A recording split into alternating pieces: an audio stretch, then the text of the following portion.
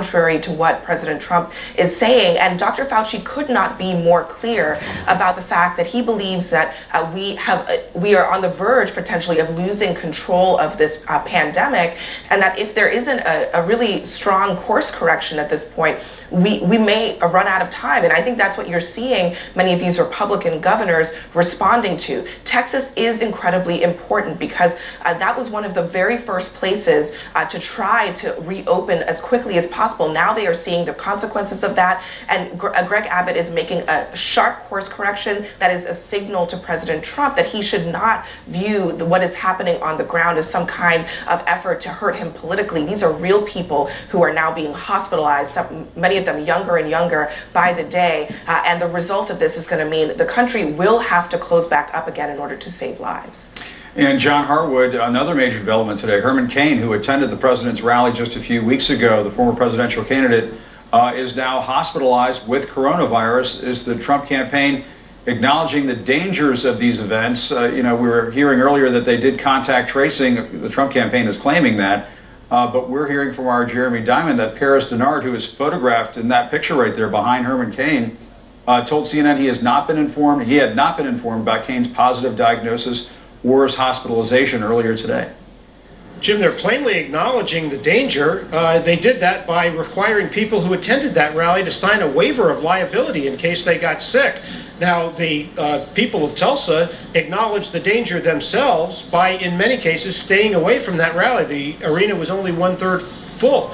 We can tell that Americans in very large numbers are still alarmed by the state of the virus. It's interesting, the NFL indicated today, or one of the teams at the NFL indicated that fans would have to sign a waiver of liability if they decide to go to an NFL game this fall. It's going to be a very interesting experiment to see how many people want to go to Trump rallies or NFL games so badly that they're willing to assume the risk of coronavirus and overcome the fears that they plainly have of this mushrooming pandemic.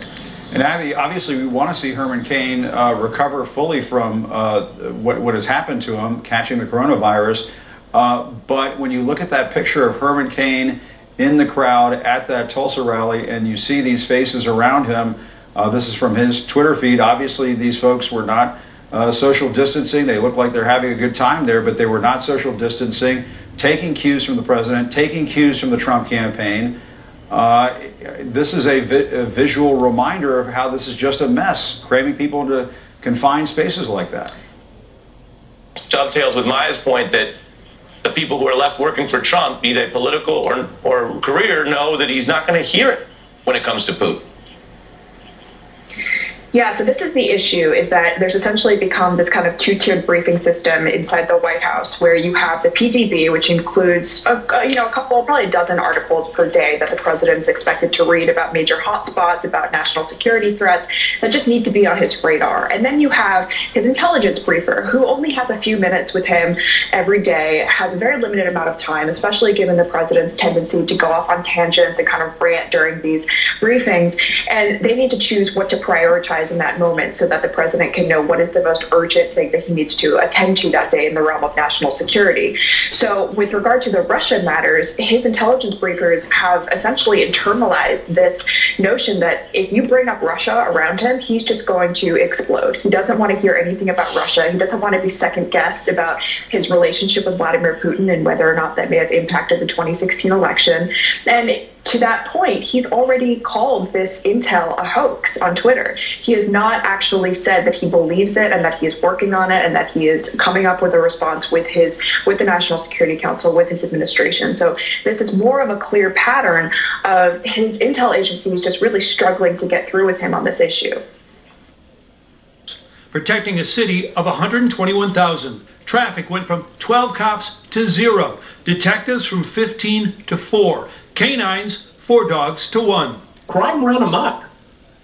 People, especially traffic. Former officer Ann Vallejo's now mayor says defunding was a disaster. It was nothing to drive down one of our main streets and see somebody blow through a signal light like it wasn't even there.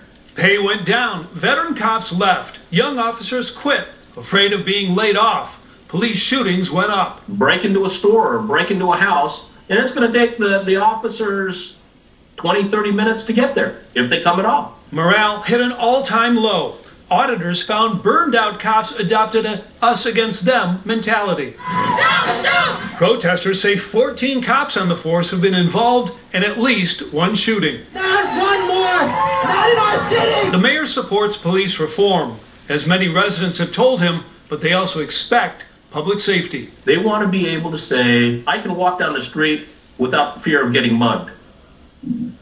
I want to be able to walk up to my car and see that it's still there. I want to go home and not find my front door kicked in. The cuts allowed the city to escape bankruptcy, and neighborhood watch groups increased 25 to more than 300. But many believe a smaller department didn't make it a safer one for police or the public. Mike? William Lajeunesse, thanks a lot. We're now Thank you. Mr. Chairman, ranking members of the committee, good morning. My name is... As Anthony Fauci said this week. Well, let me just say, I am on the coronavirus task force, so I'm happy to answer a few of those questions. I can't comment on the schedule of briefings. I'm not aware of that. The president specifically put in his speech encouraging Americans to wear masks, social distance, and hygiene, because he's the president of the United States and people are not around him close, and the people who are around are tested. I don't think he needs to wear a mask, but the rest of us absolutely, and the president supports wearing masks. I was at the House this week testifying. I'm sure you saw my picture with Chair Powell on the Wall Street Journal. I never thought we'd have a picture like that. But yes, we are encouraging Americans to wear masks. Now, unlike last time, as I've said, and yes, I realize the numbers of cases, we're monitoring that carefully. We're monitoring the hospital capacity. Let me just say I've been briefed on where we are on vaccines and virals. I'm very encouraged. We'll have things by the end of the year. So yes, we're going to be careful. And I wouldn't say reverse. I would say the states appropriately are pausing certain things like bars and gyms, which obviously are the more contagious types of things. And I think the states are acting appropriately. Mandating masks is now requiring them. Plus, the top Trump supporter now hospitalized after attending that Tulsa rally. New hires and lost work. The president celebrates as the economy adds nearly 5 million jobs. But will that work dry up as businesses are forced to shut down again? Alleged Epstein accomplice arrested. The girlfriend of disgraced billionaire sex... Entice minors to travel to engage in illegal sex acts. Her arrest 1 year after Epstein was indicted. Tonight, the details, and we hear from one of Epstein's victims. Your money tonight and the record job gains. Nearly 5 million jobs added last month. President Trump calling it proof the economy is, quote, roaring back. Critics cautious and Joe Biden pouncing, with 19 states either reversing course on reopening or hitting the brakes. What American workers told us about being laid off for a second time. The armed parking lot confrontation, a woman drawing a gun on a family after an altercation at a Michigan Chipotle. Tonight, the husband and wife charged. The disturbing video under investigation from inside the Miami International Airport, an officer punching a woman in the face. The fireworks warning this 4th of July after a stand explodes in Texas. And celebrating a legend tonight from our ABC News family. This is ABC World News Tonight with... Virus is real. Infections are now up in 37 states as more and more people who get screened are testing positive. At the beginning of June, Florida was averaging about 600 new cases a day. Today, there were 10,000 new infections. With ICU beds reaching capacity and lines for testing stretching for blocks, mayors and governors nationwide are now bringing back strict restrictions and begging Americans to spend the 4th of July at home. Texas's governor, who has spent weeks pushing back on the idea of mandating masks, just issued an executive order requiring them in public places across most of the state. Tonight, the virus has killed more than 128,000 people in the U.S., and there are more than 2.7 million confirmed cases nationwide. While today's jobs number provided some glimmer of hope, with 5 million new jobs added in June, economists worry that if the country shuts down again, that work will go away. There's a lot of news to get to tonight, and our team of correspondents is covering it all. CBS's David Begnaud. Doing some amazing work. Our hats off to your team down there. Dr. Boom, how far will this new order on masks go in addressing the crisis in your state, do you think? Thanks, Jim. Well, I've got to say, I am absolutely elated that this order was put out today. We've been looking for something that we can help bend the curve with. We have had a number of things sequentially happen over the last couple of weeks.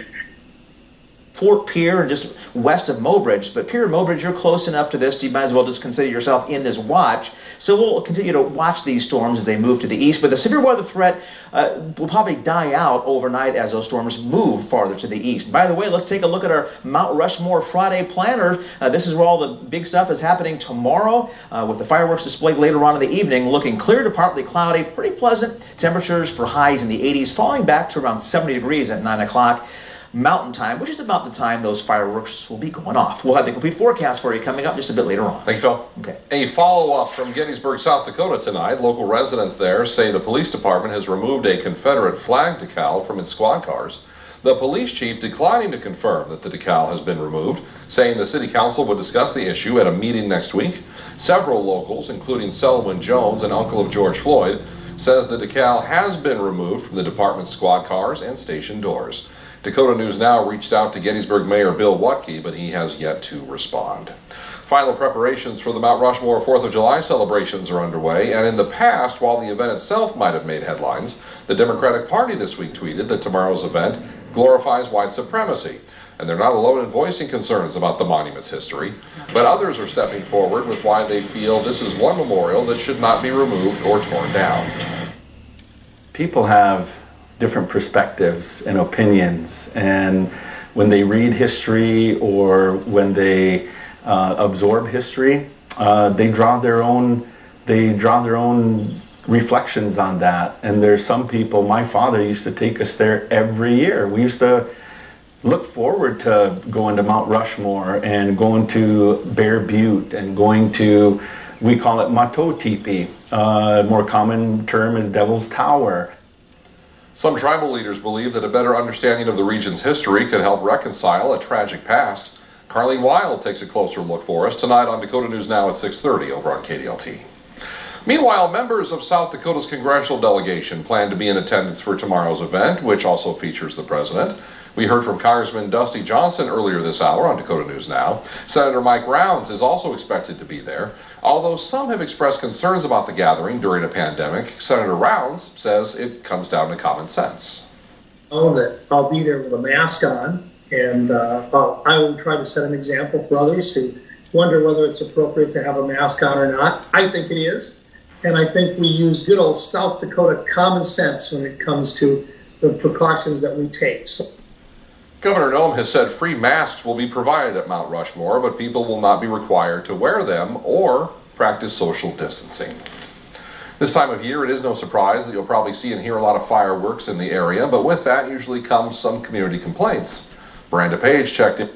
Closed for the holiday weekend and not wearing a mask could cost you as well. Victor, you're reporting highlighting the level of exhaustion among healthcare workers as cases surge, but the hospital where you're at tonight, Jackson Memorial, says it is prepared to handle more patients.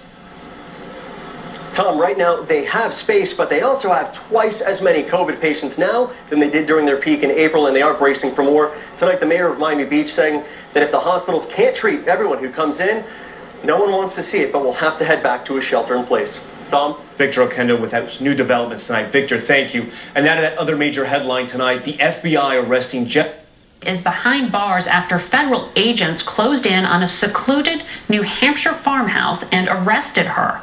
Maxwell is charged with 6 counts, including illegally transporting minors and perjury. CBS's Mola Langi reports. Tonight, the woman authorities have spent more than a year looking for is in custody. At 8:30 this morning, federal agents zeroed in on this New Hampshire house where they arrested Ghislaine Maxwell. She had slithered away to a gorgeous property in New Hampshire, continuing to live a life of privilege while her victims live with the trauma inflicted upon them years ago. Over the past year, there were unconfirmed reports she was in Brazil, even spotted at an In-N-Out burger in California. Maxwell played a critical role in helping Epstein to identify, befriend, and groom minor victims for abuse. In some cases, Maxwell participated in the abuse herself. Prosecutors allege Maxwell, Jeffrey Epstein's ex-girlfriend turned confidant, helped him recruit young girls from 1994 to at least 1997 to engage in lewd sex acts with the disgraced financier, who, just last year, killed himself in prison while awaiting federal trial in New York for abusing girls as young as 14.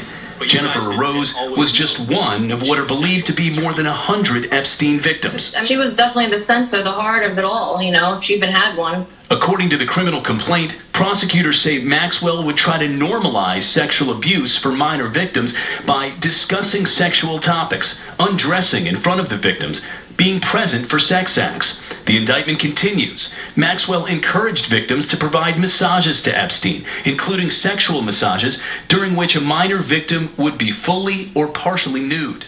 She knows so much. She knows everything that he knew. Is Ghislaine Maxwell the sort of the next best thing? Right now, yes, I think that is. Yeah, I think she's right there with him. CBS should be fresh. Instead, she says she was alone with Epstein and Maxwell and claims Maxwell inappropriate. It's coming back extremely strong. We did the right thing. We closed it up. We would have lost millions of lives. We've done a historic thing. We would have lost millions of lives. And now we're opening it up, and it's opening up far faster than anybody thought even possible. Until this president faces what's going on in our country, our economy is going to remain at risk. Today's report is positive news, and I'm thankful for it, for real. But make no mistake, we're still in a deep, deep job hole. Let's take a closer look at that June jobs report. 4.8 million jobs added last month, a record much higher than what economists have. TV. We're paying less for their favorite channels with Sling. Adriana Diaz reports. The nearly 5 million jobs gained sets the record for the most jobs ever added in a single month. And after nearly 20 million jobs were lost in the shutdown, that's welcome news. But there's a catch, says labor economist Diane Swank. Because we already know from much more real-time data that the layoffs have already started and places have already had to close down. Restaurant, bars, gyms, and many of the hot spots. The numbers were taken before recent COVID surges pushed many states to relapse. Gelling action also helps. Malone reports some economists still see tough times ahead for American workers. American companies added nearly 5 million people to their payrolls in June. Positive news sent President Trump to the White House briefing room to tout the numbers. This is the largest monthly jobs gain in the history of our country. It was the second straight month of job growth after the coronavirus shutdowns wiped out more than 20 million jobs in April. Today's announcement proves that our economy is roaring back. Unemployment fell to 11% after peaking near 15%. Americans who lost their jobs during the shutdowns now back at work. The president eager to relay those record-breaking jobs numbers to the American people. Today's announcement proves that our economy is roaring back. It's coming back extremely strong. But critics like presumptive Democratic nominee Joe Biden were quick to point out that many states have started rolling back or pausing plans to reopen parts of their economies this month, too. This report measures job gains as of June the 12th. In the days since, we've seen cases spiking around the country. Some businesses closed down again. The rollback sending employees like Dallas bartender Randy Heitzman, who returned to work in May, back to the unemployment line.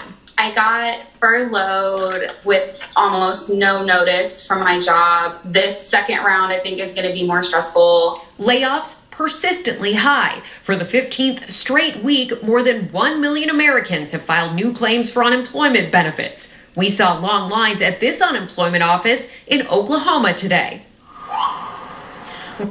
It cares about those men and women and expresses some level of concern about their well-being, but we don't see that with Donald Trump in any meaningful way. He does it when it's time to, what he wants to do is have a military parade.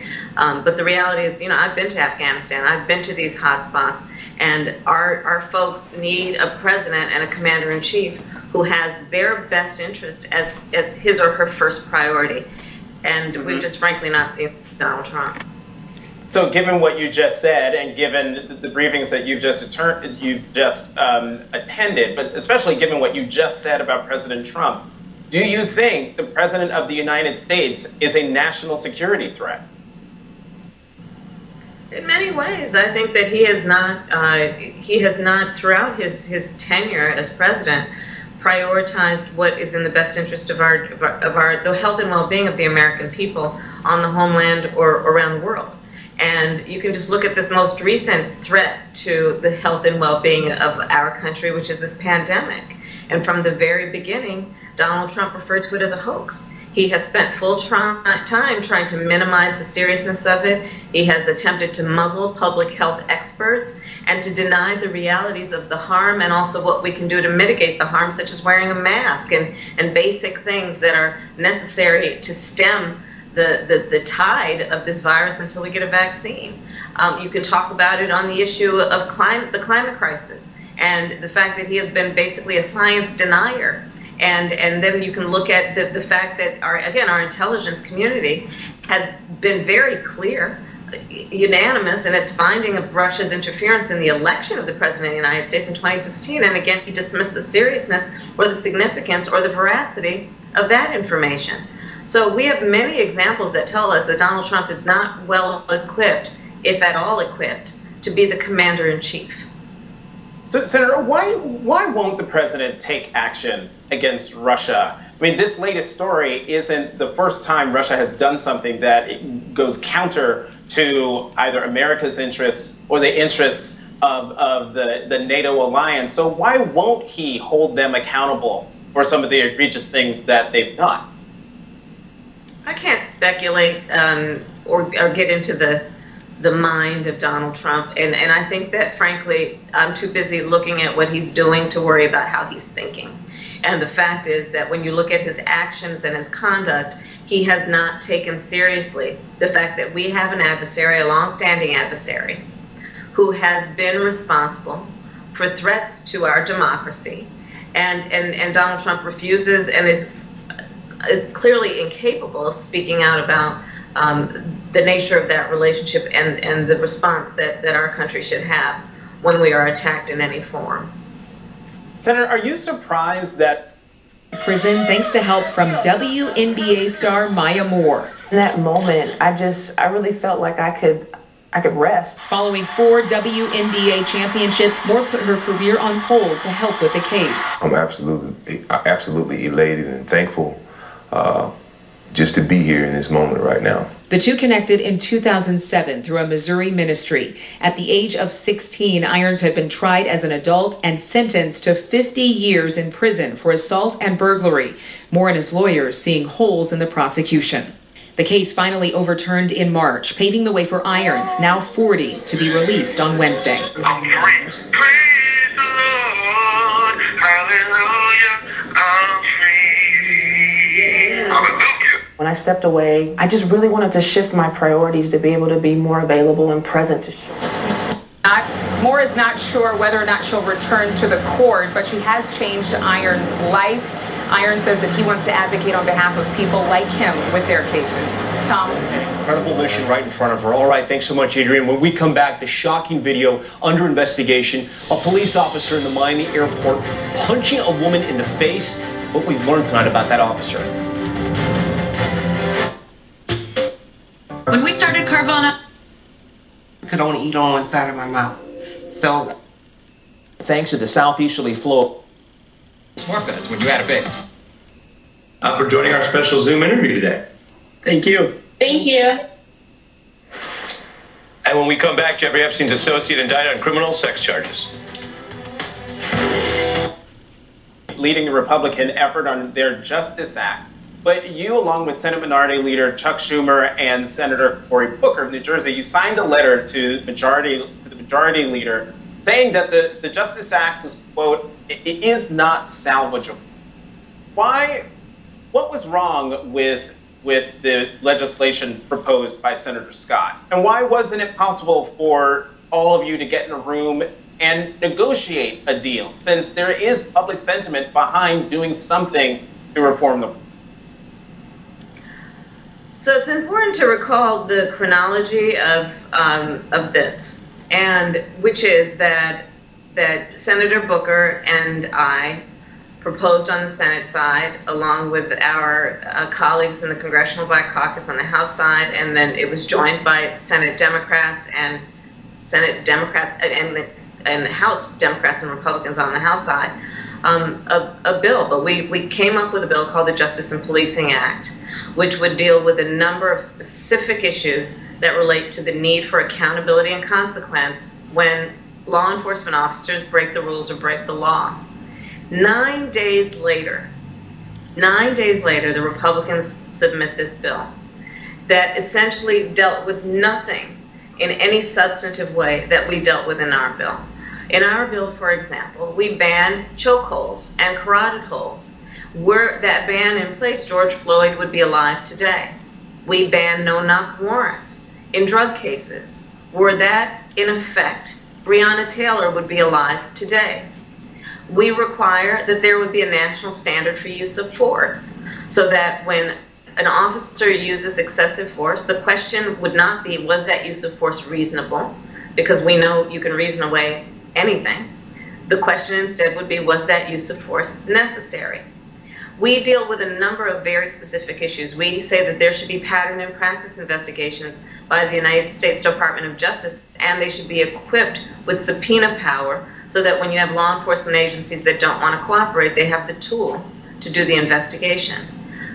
The Republican bill, by contrast, did not ban chokeholds and carotid holds, did not ban no-knock warrants in drug cases, is not speaking to pattern and practice investigations, is not speaking as we have to independent investigations and the need for those, and instead talks about a bunch of studies and bringing people together to have conversations. Look, we've been having these conversations for decades now. This is a time to act, and that's why people by the hundreds of thousands in our country have taken to the streets.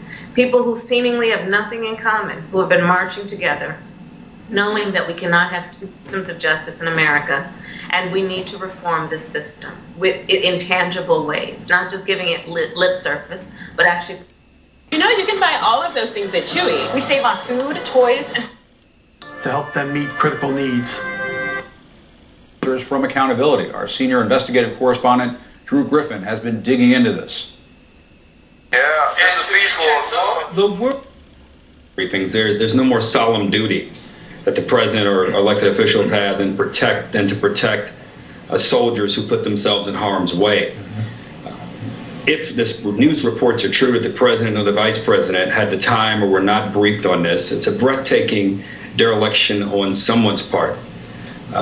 I can only hope that whatever that was shared with the Gang of Eight, that some of this information provide more clarity to them and perhaps provide more clarity to the American people. Event benefiting the Children's Miracle Network. Don't start Humira if you haven't. In time for the holiday weekend, looks like we're going to have some nice summer-like temperatures return and maybe even a couple of thunderstorms. Their jobs back thanks to a police union contract and state law that leaves final punishment of law officers in the hands of an arbitrator. Aspirin with essential oil. Well, it's time for Two people exiting the plane, kayakers in the area helping pull them to safety. The cause of this crash is still under investigation. A summer scorcher this 4th of July for millions. Take a look at the maps. A holiday heat wave from coast to coast. 106 degrees tomorrow in Phoenix, 100 in Dallas, 97 in the nation's capital. The extreme heat could spark some dangerous thunderstorms as well. That holiday also fueling concerns about fireworks safety this weekend. A passing motorist in El Paso County, Texas, capturing the moment a fireworks stand ignited with the complete supply firing into the sky. Some cars were damaged, but no injuries were reported. Fire officials think a lit firework caused that explosion. And when we come back, celebrating one of our own and what he told Barbara Walters about how he wanted to be remembered. Morning. Anything else you need to keep a close eye on? The bad deals, according to Russia, include giving the officer 48 hours or longer before being questioned, allowing officers to see all the evidence before being questioned, ignoring an officer's past disciplinary actions, and in some cases, banning any discipline where complaints aren't filed in a timely fashion. And frankly, police unions have much more protection than other government or other public. Flight risk, They are seeking to have her held incarcerated until trial. They also cite 3 passports and, get this, over $20 million in different bank accounts. Maxwell has denied any wrongdoing in connection with this case previously. We should note, of course, Epstein was believed to have committed suicide in jail before his looming trial last year. It's a big story. Meanwhile, the top Manhattan federal prosecutor, which Trump fired, is actually going... Washington right now is so great and so polarized that we're nowhere near that right now, and the Democrats are going to try and play this as a political issue. Harold, final word: do you expect them to go after the leaker?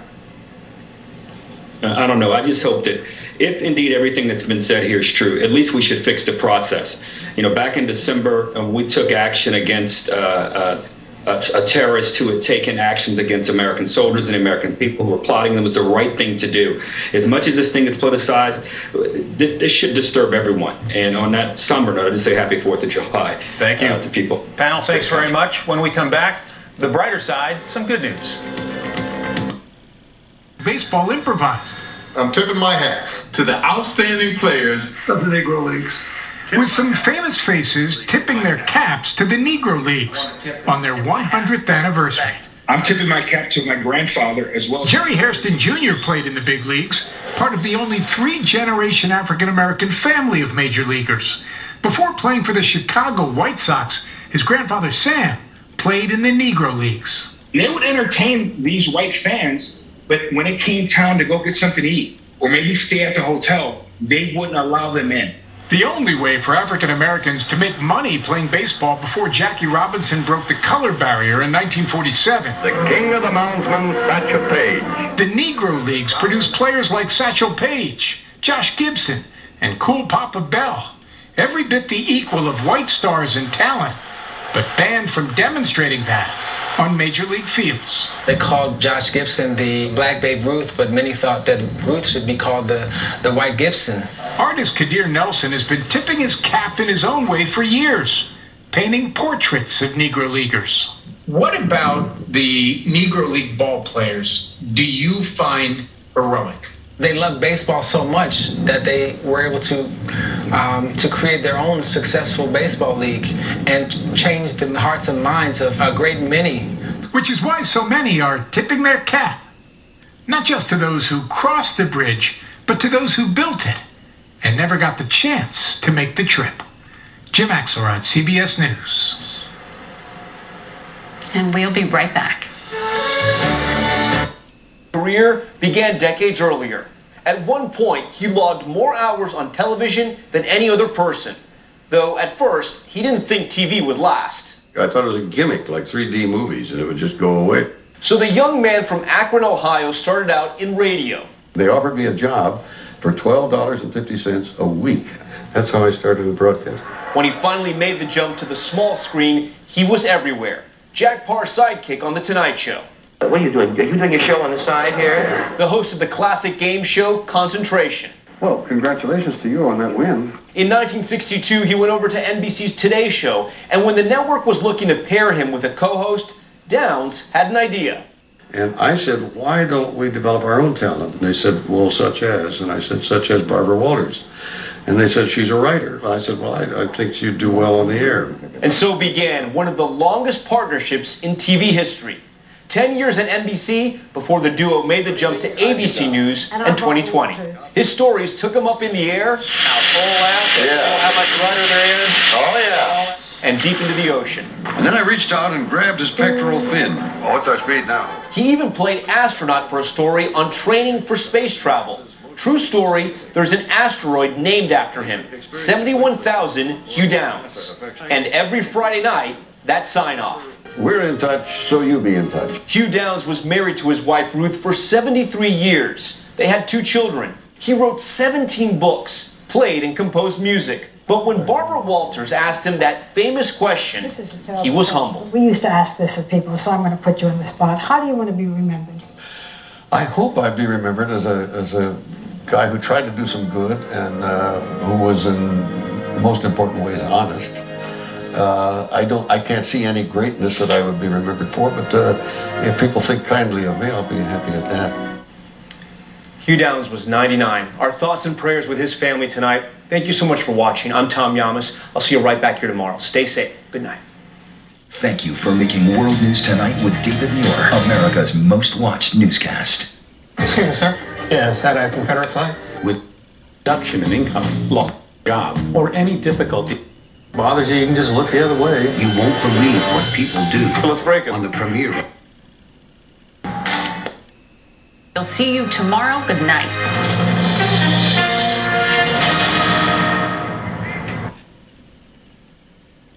It is warm and humid, going to stay that way all weekend long. So humid, we do have a severe thunderstorm watch the western half of South Dakota, mainly for some large hail, but also some damaging winds. That'll be in effect this evening. During the overnight hours, just warm and humid here in the eastern part of Carolina, low 70s. Storms will approach the Pier area, then die out as they try and cross the river. During the day tomorrow, mostly sunny, warm and humid again. Highs upper 80s and low 90s with that humidity. Could leave some thunderstorms late in the day. Northern and western South Dakota, Sioux Falls will have to wait for thunder till Saturday. Your complete weekend forecast is coming up. KELOLAND News starts now. Live from KELOLAND Media Group, KELOLAND News at 6. Ready for a presidential visit and fireworks display at the Shrine of Democracy. But it's a visit some would rather see canceled. We share their concerns ahead on KELOLAND News at 6. Good evening. It will be a historic day in the Black Hills. By this time tomorrow, President Donald Trump should be on his way to the celebration in South Dakota. The president is coming for the first fireworks show at Mount Rushmore since 2009. We have team coverage from the Black Hills, and we begin with KELOLAND's Kelly Volk. She joins us live at the National Memorial. Hey, Kelly. Yeah, Brady and Bridget, we're still 24 hours out from the main event, but it's already a pretty busy night here in the Black Hills. I drove through Keystone to get here. The town was packed with cars and people on the sidewalks. Now I'm here at Mount Rushmore, and we've got people coming and going just for a typical night at the monument. That all changes tomorrow, of course. This place closes down at midnight. It stays closed tomorrow to make way for the president, the fireworks show, and all of those ticket holders who will be coming to see him and the fireworks. We're going to be here for the whole thing, so we're going to bring you coverage of the addresses that are made to the crowd and the fireworks display. So be sure to join us right here on KELO TV and on KELOLAND.com. Reporting live at Mount Rushmore, Kelly Volk, KELOLAND News. All right, thank you, Kelly. Well, retired superintendent of Mount Rushmore is actually calling Friday's fireworks show a terrible idea.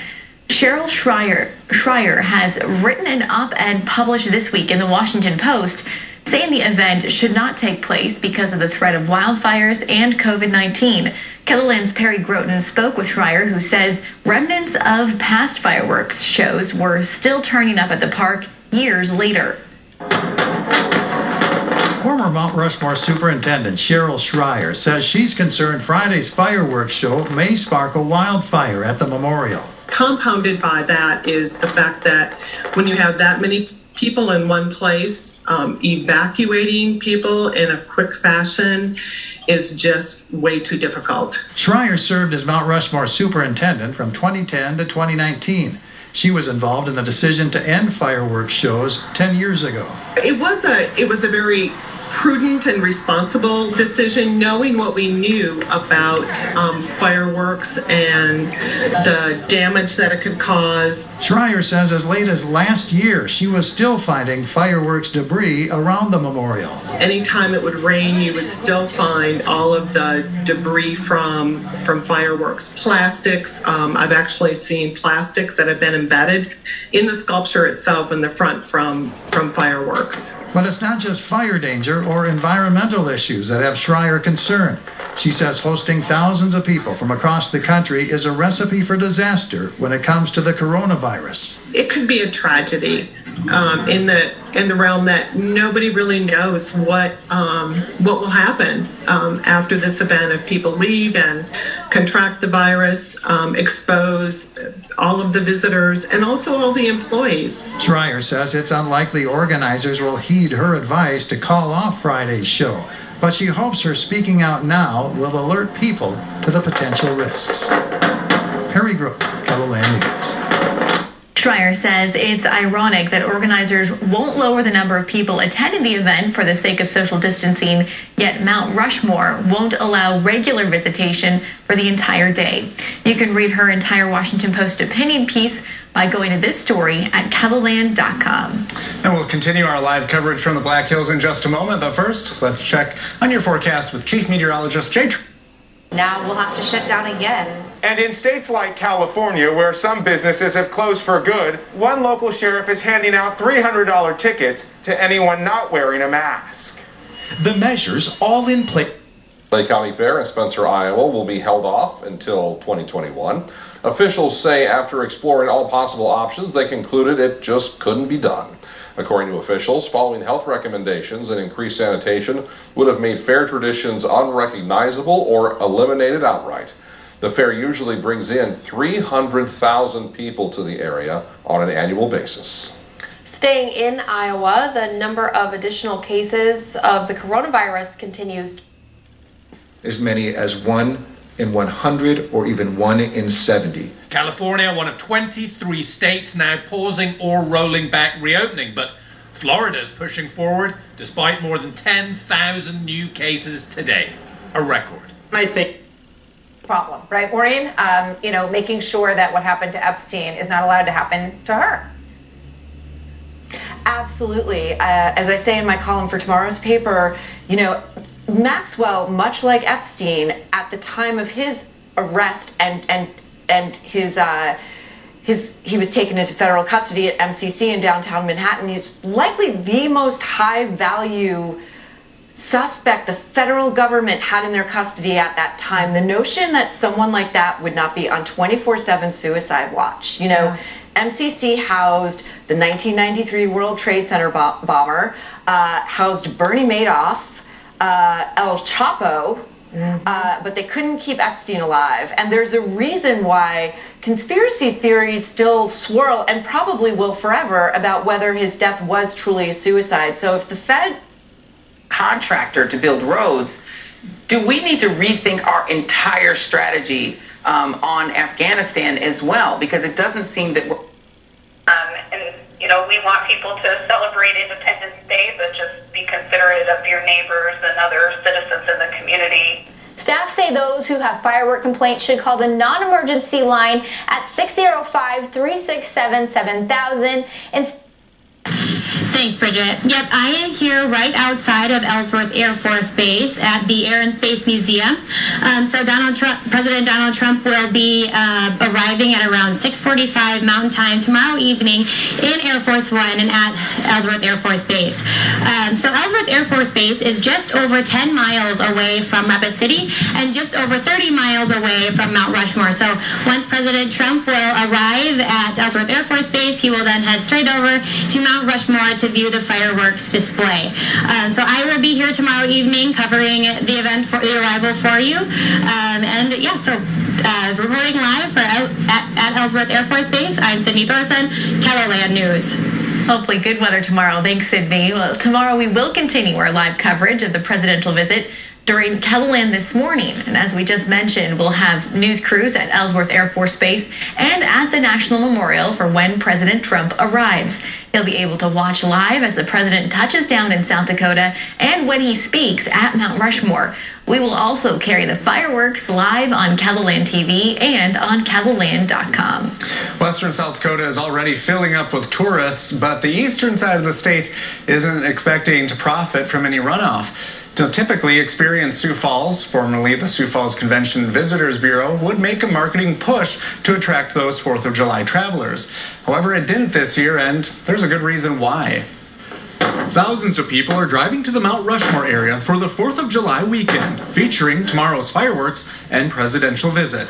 Those visitors will need a place to stay, which means area hotels are booked, including all 107 rooms at Home to Suites. The floodgates have opened. Everybody's running away from their lockdown and coming here.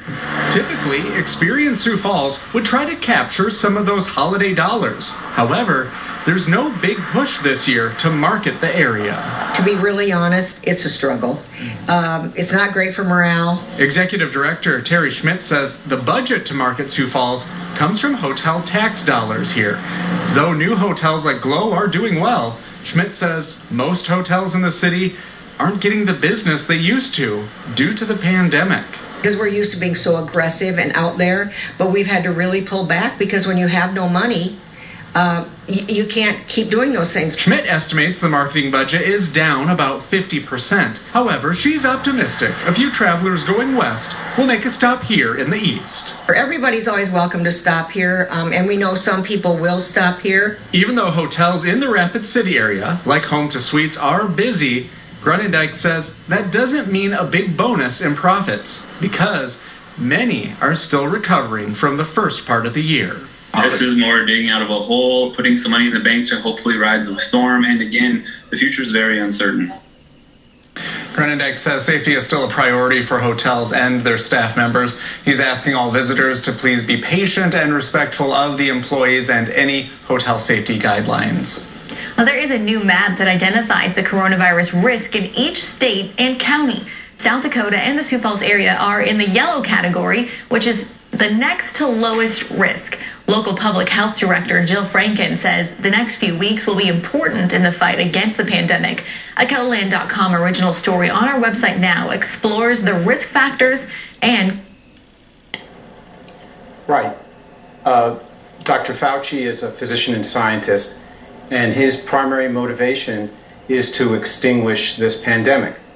The president, on the other hand, is running for re-election, and his primary motivation is to get re-elected.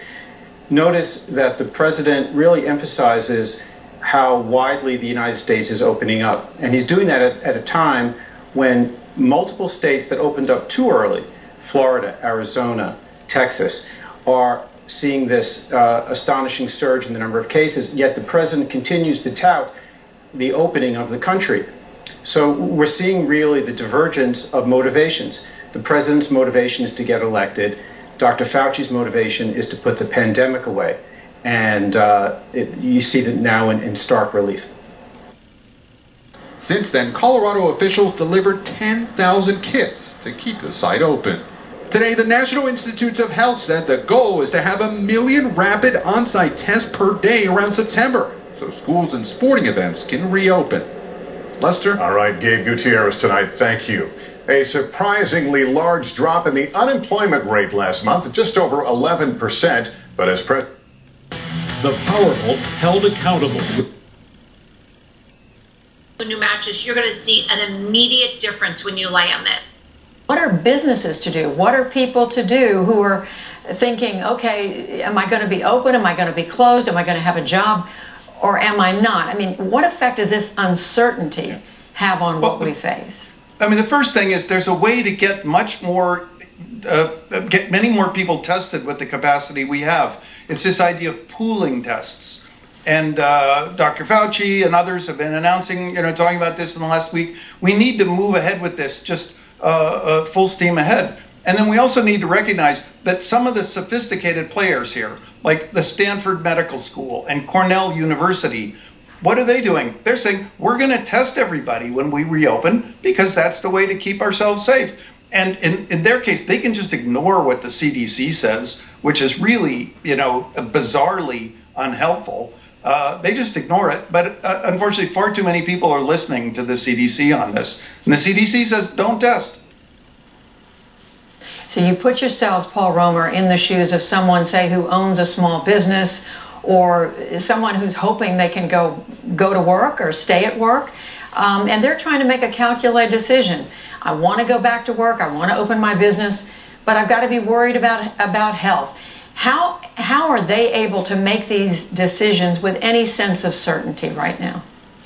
Well, it's really tough when the sophisticated players are saying you can't rely on the CDC. So it's very hard, I think, for anybody to know what to do. I'll tell you what I do. I mean, one, fresh air is very good.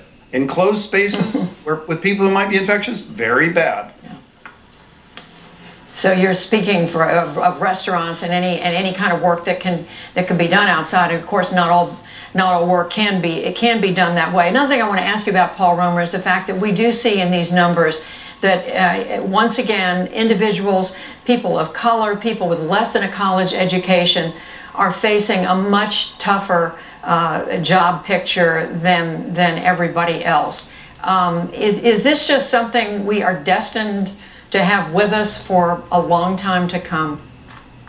On the current course, the CBO is predicting that we'll get back to where we were before where we would have been if the pandemic hadn't hit. We'll get back there by 2028. So if we keep doing what we're doing, it's going to be a very long, slow recovery. And the people who are in the most disadvantaged will be the ones who suffer the most, and their kids, because their kids are not going to be able to get an education this fall. % off. We take safety. And the more he flirts with this, the higher the likelihood is that he'll get it. And he's over 70 and he's obese. He probably has close to a 20% chance of dying if he contracts the virus. I would stay home. Yeah, well, everyone needs that lesson right now and that message. Thank you both. For the weekend and beyond. On Saturday, the 4th of July, partly cloudy skies. To injured. Dry bags for a very long time. And he was trying to figure out what's the dramatic essence of that relationship, which is very central to the show.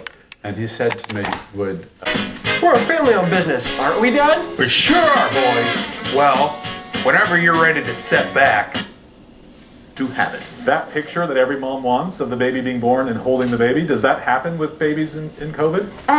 Unfortunately, no. We have to, as soon as the baby is born, they do bring him right to us outside of the door. So it's just a very brief moment that the mom might get a glimpse.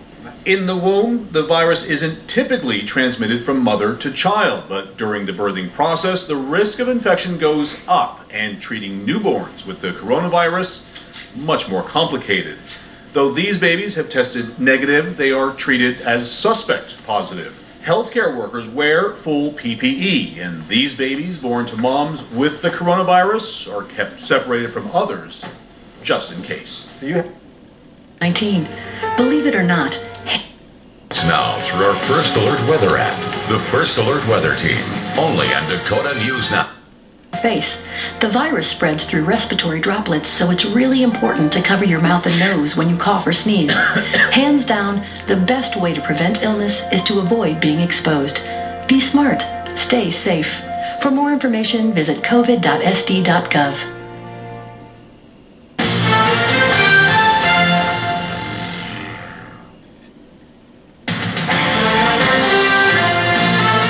This is Dakota News Now.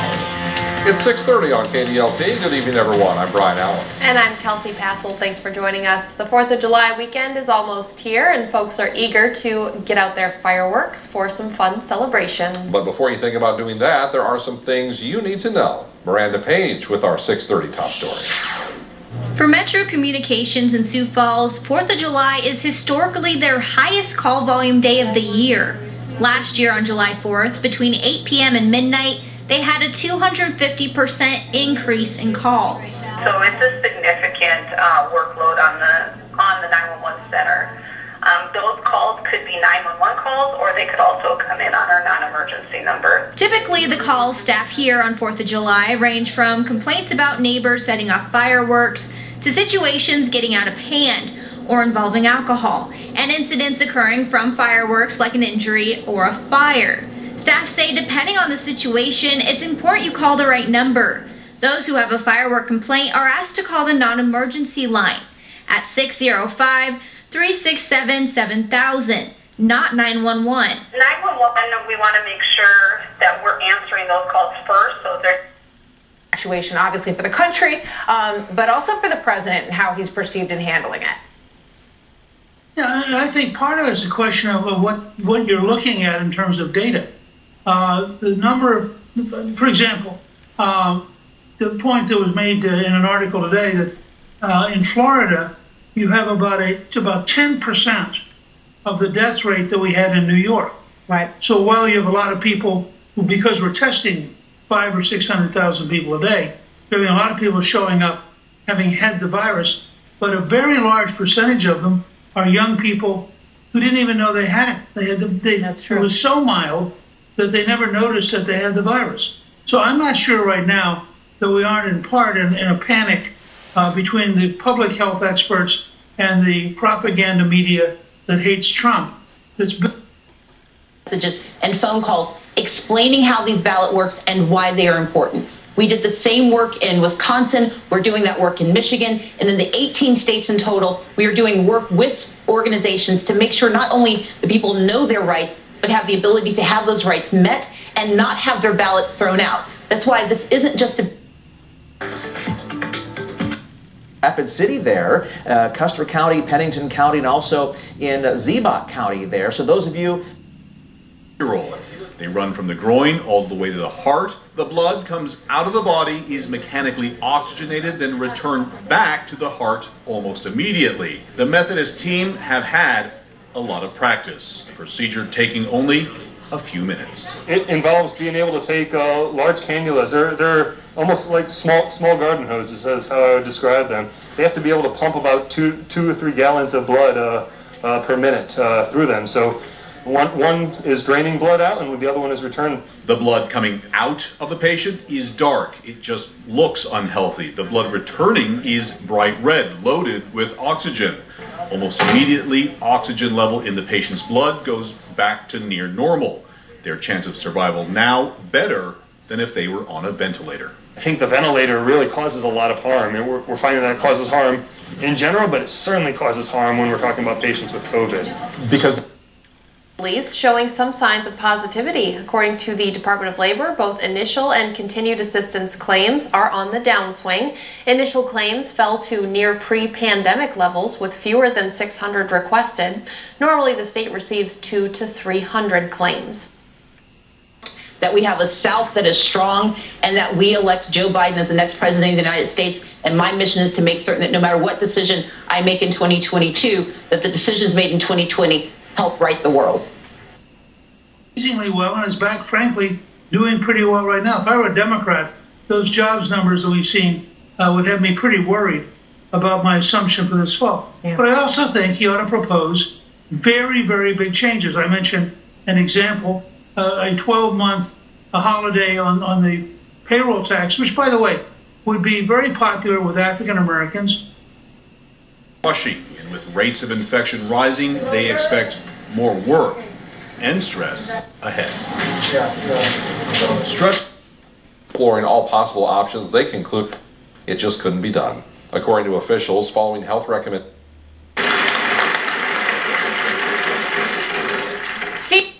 eliminated. Drive you nuts at first, but you get past it. 28-year-old Michael Vasquez works in a warehouse. He isn't sure how he got sick. He's part of a new program here to get patients up and walking as soon as possible, even a little bit, helping both physically and mentally. What has it done to your lungs? It really made them fatigue really bad with the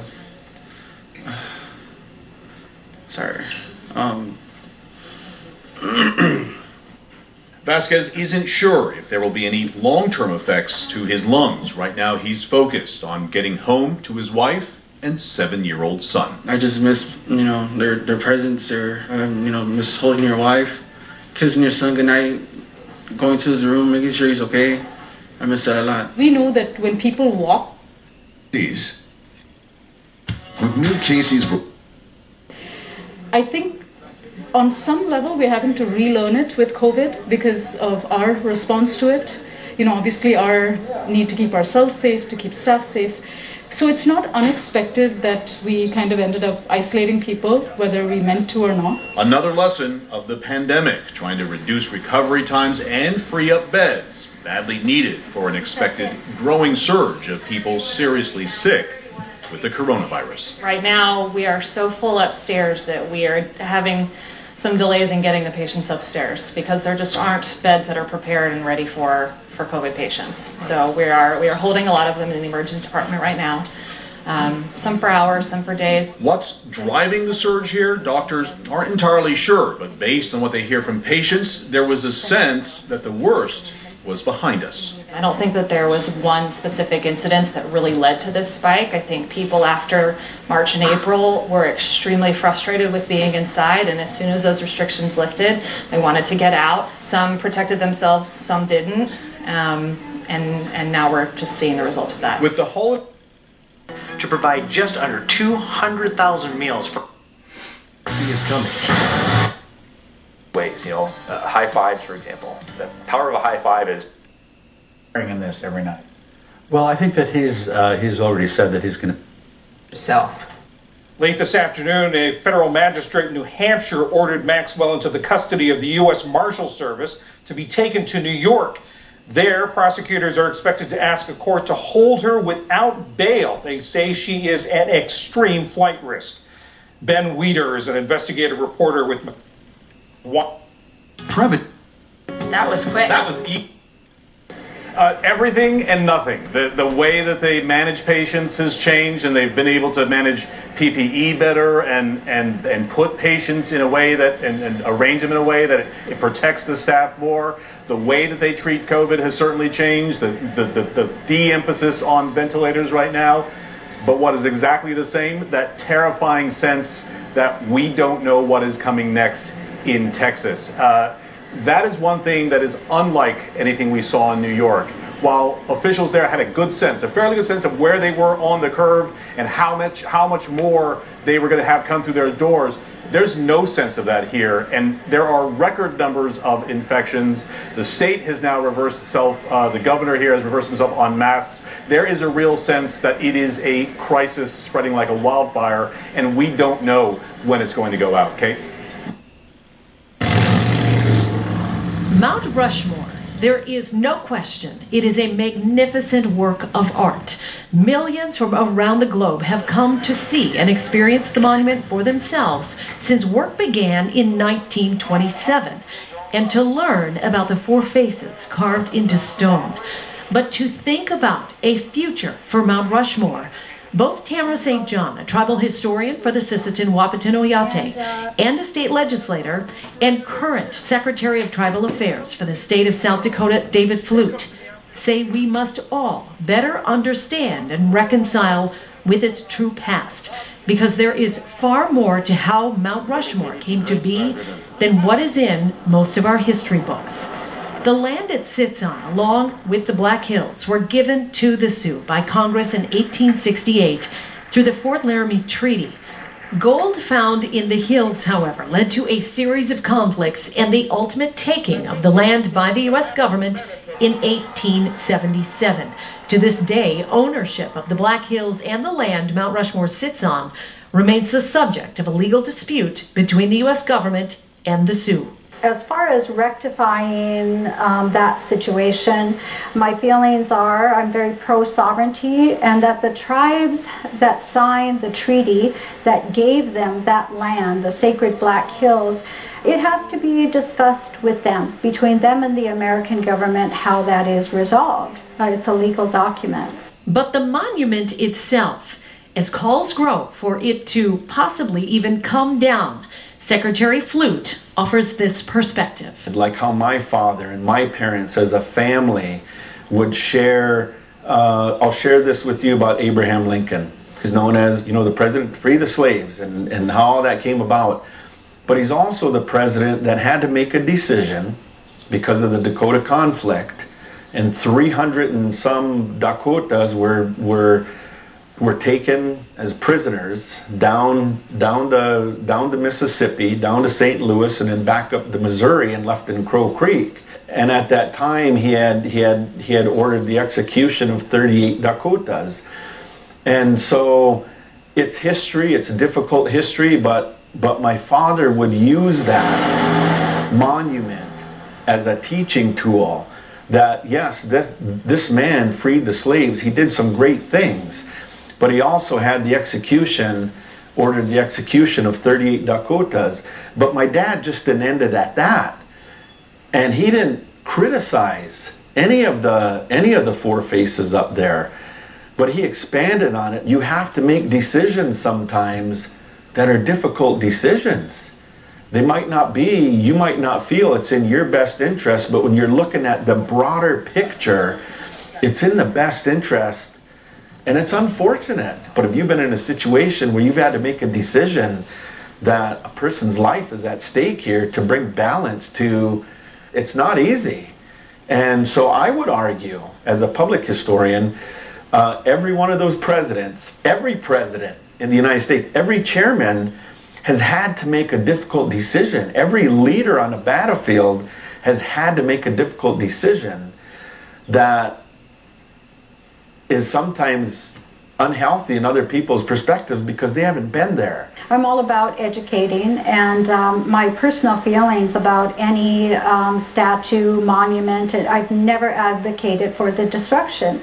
I can certainly understand its value as in American history and how it's widely understood by many, but to add the tribal history to it, let's totally look at that, allow that tribal voice to be heard, and be a part of the interpretation of that site. And I think it's something that I work with regularly with the National Park Service and on the state level with institutions such as the historical societies. I think those things can be done. Carleen Wild reporting for us tonight. By the way, in 1942, the U.S. Court of Claims reheard the case the Sioux originally brought against the U.S. government in 1920 for unconstitutionally taking the Black Hills. The ruling in that case was yes, that is what happened, and it entitled the Sioux to just compensation. The Sioux Nation to date has not yet accepted that award. Going to be a hot time in the Old Town tonight, muggy too.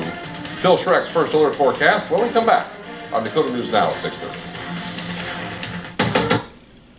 And when it does, how bad is it still? I mean, it's quite terrifying, to be honest. There's nothing like the feeling of not being able to breathe. You know, it's a very distinct feeling, and it's extremely uncomfortable. And when it starts to come on, I start coughing, and I'm clearing my throat constantly, and then I get sort of a tightness in my chest, and it just feels like I have to work and think to breathe. And, you know, it's just a harrowing experience in general. You can imagine. I mean, and I've heard you talk about the kind of mind games, the psychological toll that you deal with from this virus. What is that like? Well, there's two parts to it. I mean, first of all, we're dealing with a virus here that we've never dealt with before. So we're kind of just now starting to learn the short-term effects of this thing, but also we're learning the long-term effects. And I think that's, first of all, very scary because there's so much unknown with this thing. But the other scary part is feeling better. It's not like getting the flu or a cold virus where, you know, you start feeling better after a few days and then your trajectory is just, you know, on the way up.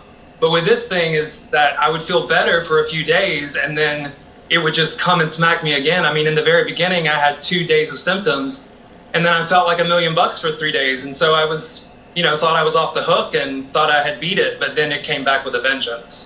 I mean, you're a dancer. You are a performer. You live in peak physical condition. I mean, are you afraid that the way you feel and what you're dealing with is somehow now your new normal? Absolutely. I think about it all the time.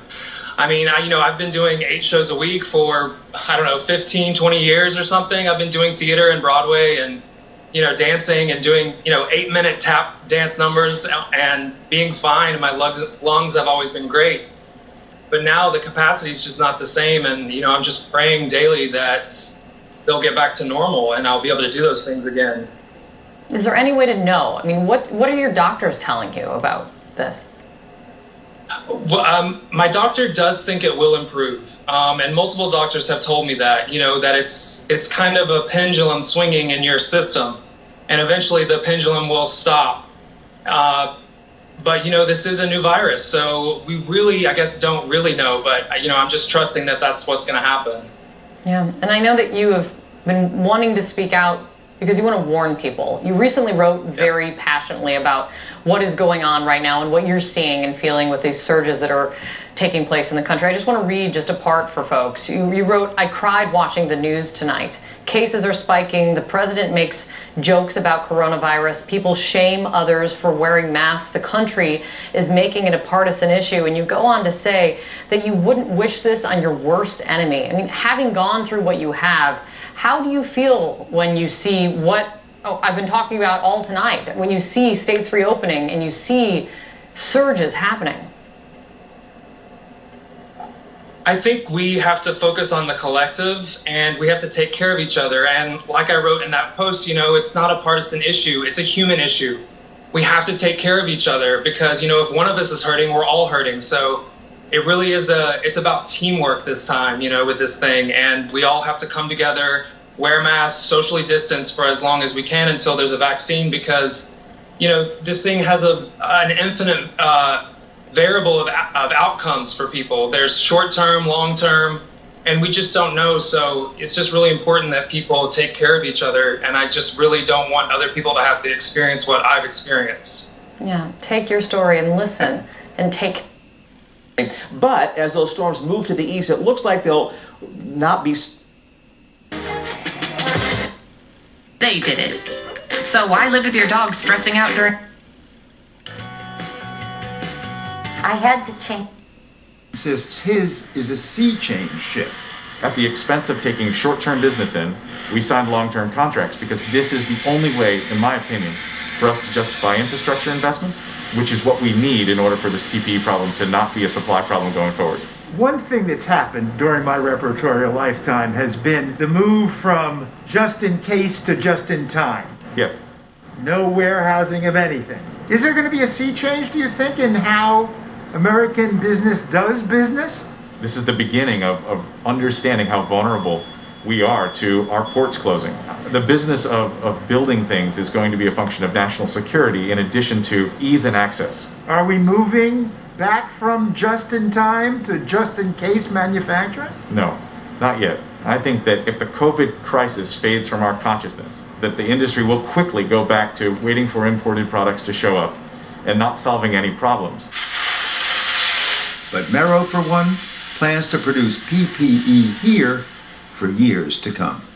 Paul Salmon in Fall River, Massachusetts.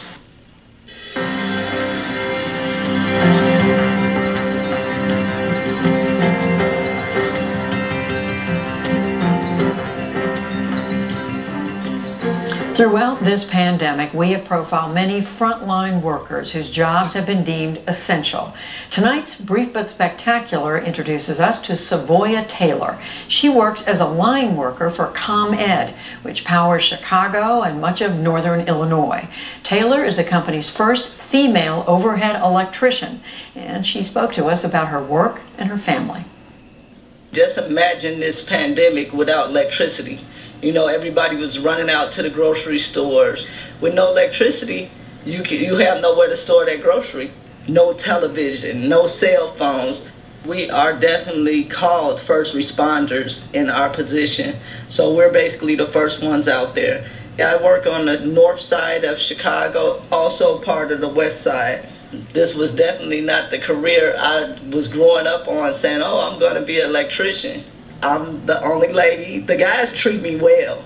They treat me as if I'm one of their own, so it's an amazing position to be in.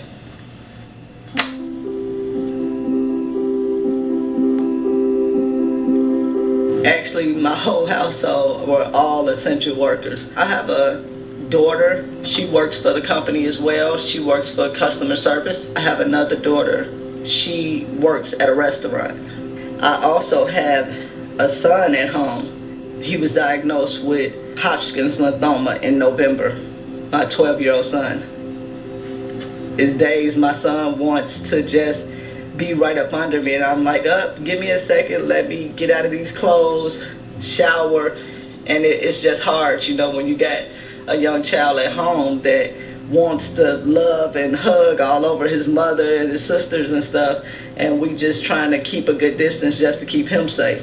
To be out here working every day and not knowing if I'm going to contract this illness or not, I definitely have to try to not bring it home to him. And you know, it's days where his strength isn't up and he have to do the chemo and everything, so these type of diagnoses is hard on adults. So just imagine a 12-year-old boy that don't even understand, like, why me? He asked me that, why me? And I didn't even have an answer. I just told him that things happen to people sometimes, but just continue to be strong and we'll get through it.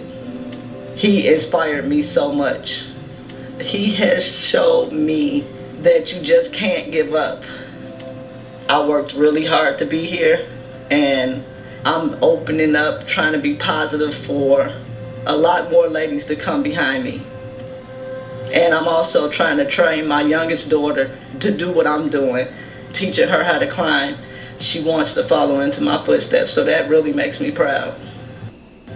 My name is Savoya Taylor. This is my brief but spectacular take on empowering my family and my community. You go, Savoya Taylor, and we're thinking about you, your son, and your whole family. And you can find all of our brief but spectacular segments online at pbs.org/newshour/brief. And before we go, an update to the ventilator challenge story that John Yang reported on Tuesday. The winner of the COVID-19 challenge to build a cheaper, easy-to-use ventilator has been announced. It's a team from Smith College in Massachusetts. They won for their design of a simplified, cost-effective ventilator. In 2 months, the 30-person team of mostly women went from knowing nothing about ventilators to having a fully functional prototype. Congratulations.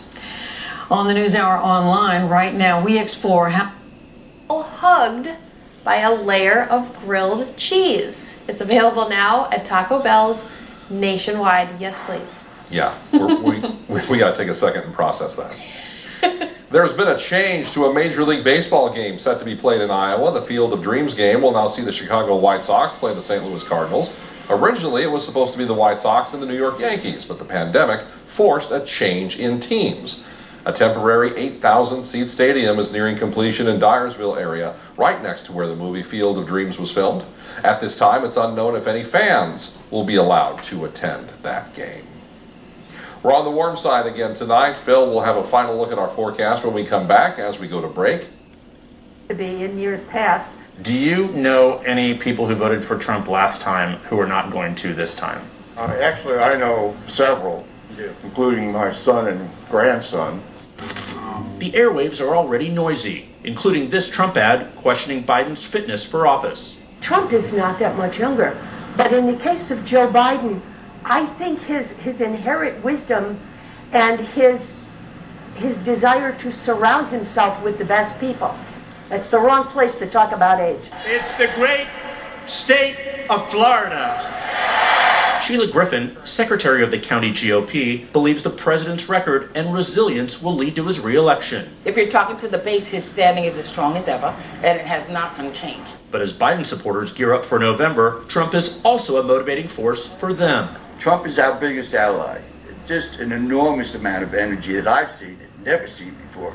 Jeff Zeleny, CNN, St. Petersburg, Florida. Jeff, thank you. Out front next, the president praising today's positive jobs report, but you'll want to hear what the report didn't reveal. Trey, always good to see you. Happy Trey County Day. You too. Good to see you. More of the story right after this.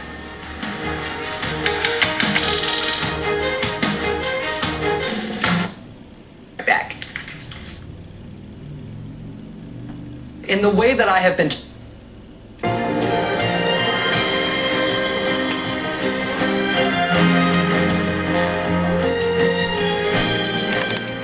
weekend as they move eastward overnight. So first of all, here's a check of your Sioux Falls evening planner. Just staying warm and very humid. Temperatures falling into the 70s here later on this evening. Same thing in Aberdeen, 80s right now, into the 70s to low 80s later on this evening. And in Pierre, watch out for some storms moving your way between 8 and 10. All right, thanks, Phil. And thank you for watching Dakota News Now. We will be back at 9 o'clock on the CW and then again at 10 on both KSFY and right here on KDLT. Have a good night, everyone. We'll see you. Here's to the road ahead. Trust Toyota to be. Kramer, Carlos and Cindy Santana, CeCe Winans, Pat Benatar and Neil Giraldo. Felt like it was a perfect balance. I slept like a baby all night. We're a different breed, aren't we? While others rest, we choose to work. We're supposed to be sleeping. The angel sleeper in AC. It's blowing pretty hard and won't turn off. Luckily, I'm a member of American Home Shield. My plan helps cover the cost when parts of more than 20 home appliances and systems wear out. If they can't repair them, they'll replace them. American Home Shield is the largest and pays the most home warranty claims. It covers things home insurance doesn't, no matter their age. It's a beautiful day. I've never felt so good. Give American Home Shield a call to find the right plan for you. 800. Watch the live stream. Time for the holiday weekend. Looks like we're going to have some nice summer-like temperatures. Run deck difference, 40. Here and backup, your business needs to keep running as smooth. A broader program. I'm going to switch now. Just need my desk, my chair, and my phone. Only pay for sexual activity and 2 for perjury. Maxwell has denied any wrongdoing in past statements and court filings. Epstein was charged with sex trafficking last year, but was found dead in his jail cell before he could stand trial. That does it for us tonight. All In with Chris Hayes is up next. Tonight on All In, our national tragedy becomes international humiliation as the U.S. breaks new world records on the coronavirus, while Trump tries to spin 11% unemployment as a good thing. Claiming BLM fanatics, hundreds of them, burst through the gate and threatened to murder the McCloskeys and then kill their dog. Here's part of what Mark McCloskey told us.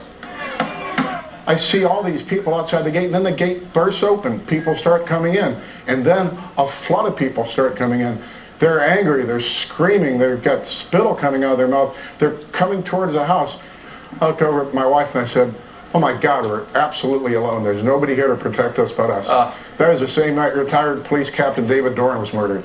I was literally afraid that within seconds they would surmount the wall, come into the house, kill us, burn the house down, and everything that I'd worked for and struggled for the last 32 years.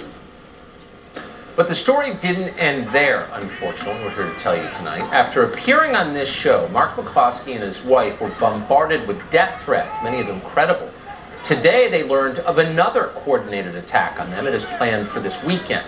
They immediately called police. The dispatcher put them on hold and then finally transferred them to an officer. The officer didn't seem to be listening to anything the McCloskeys said. We'll call you back, police said, and they never did. Desperate, the McCloskeys then called a number of different private security firms, but not one of them would take the job of protecting them.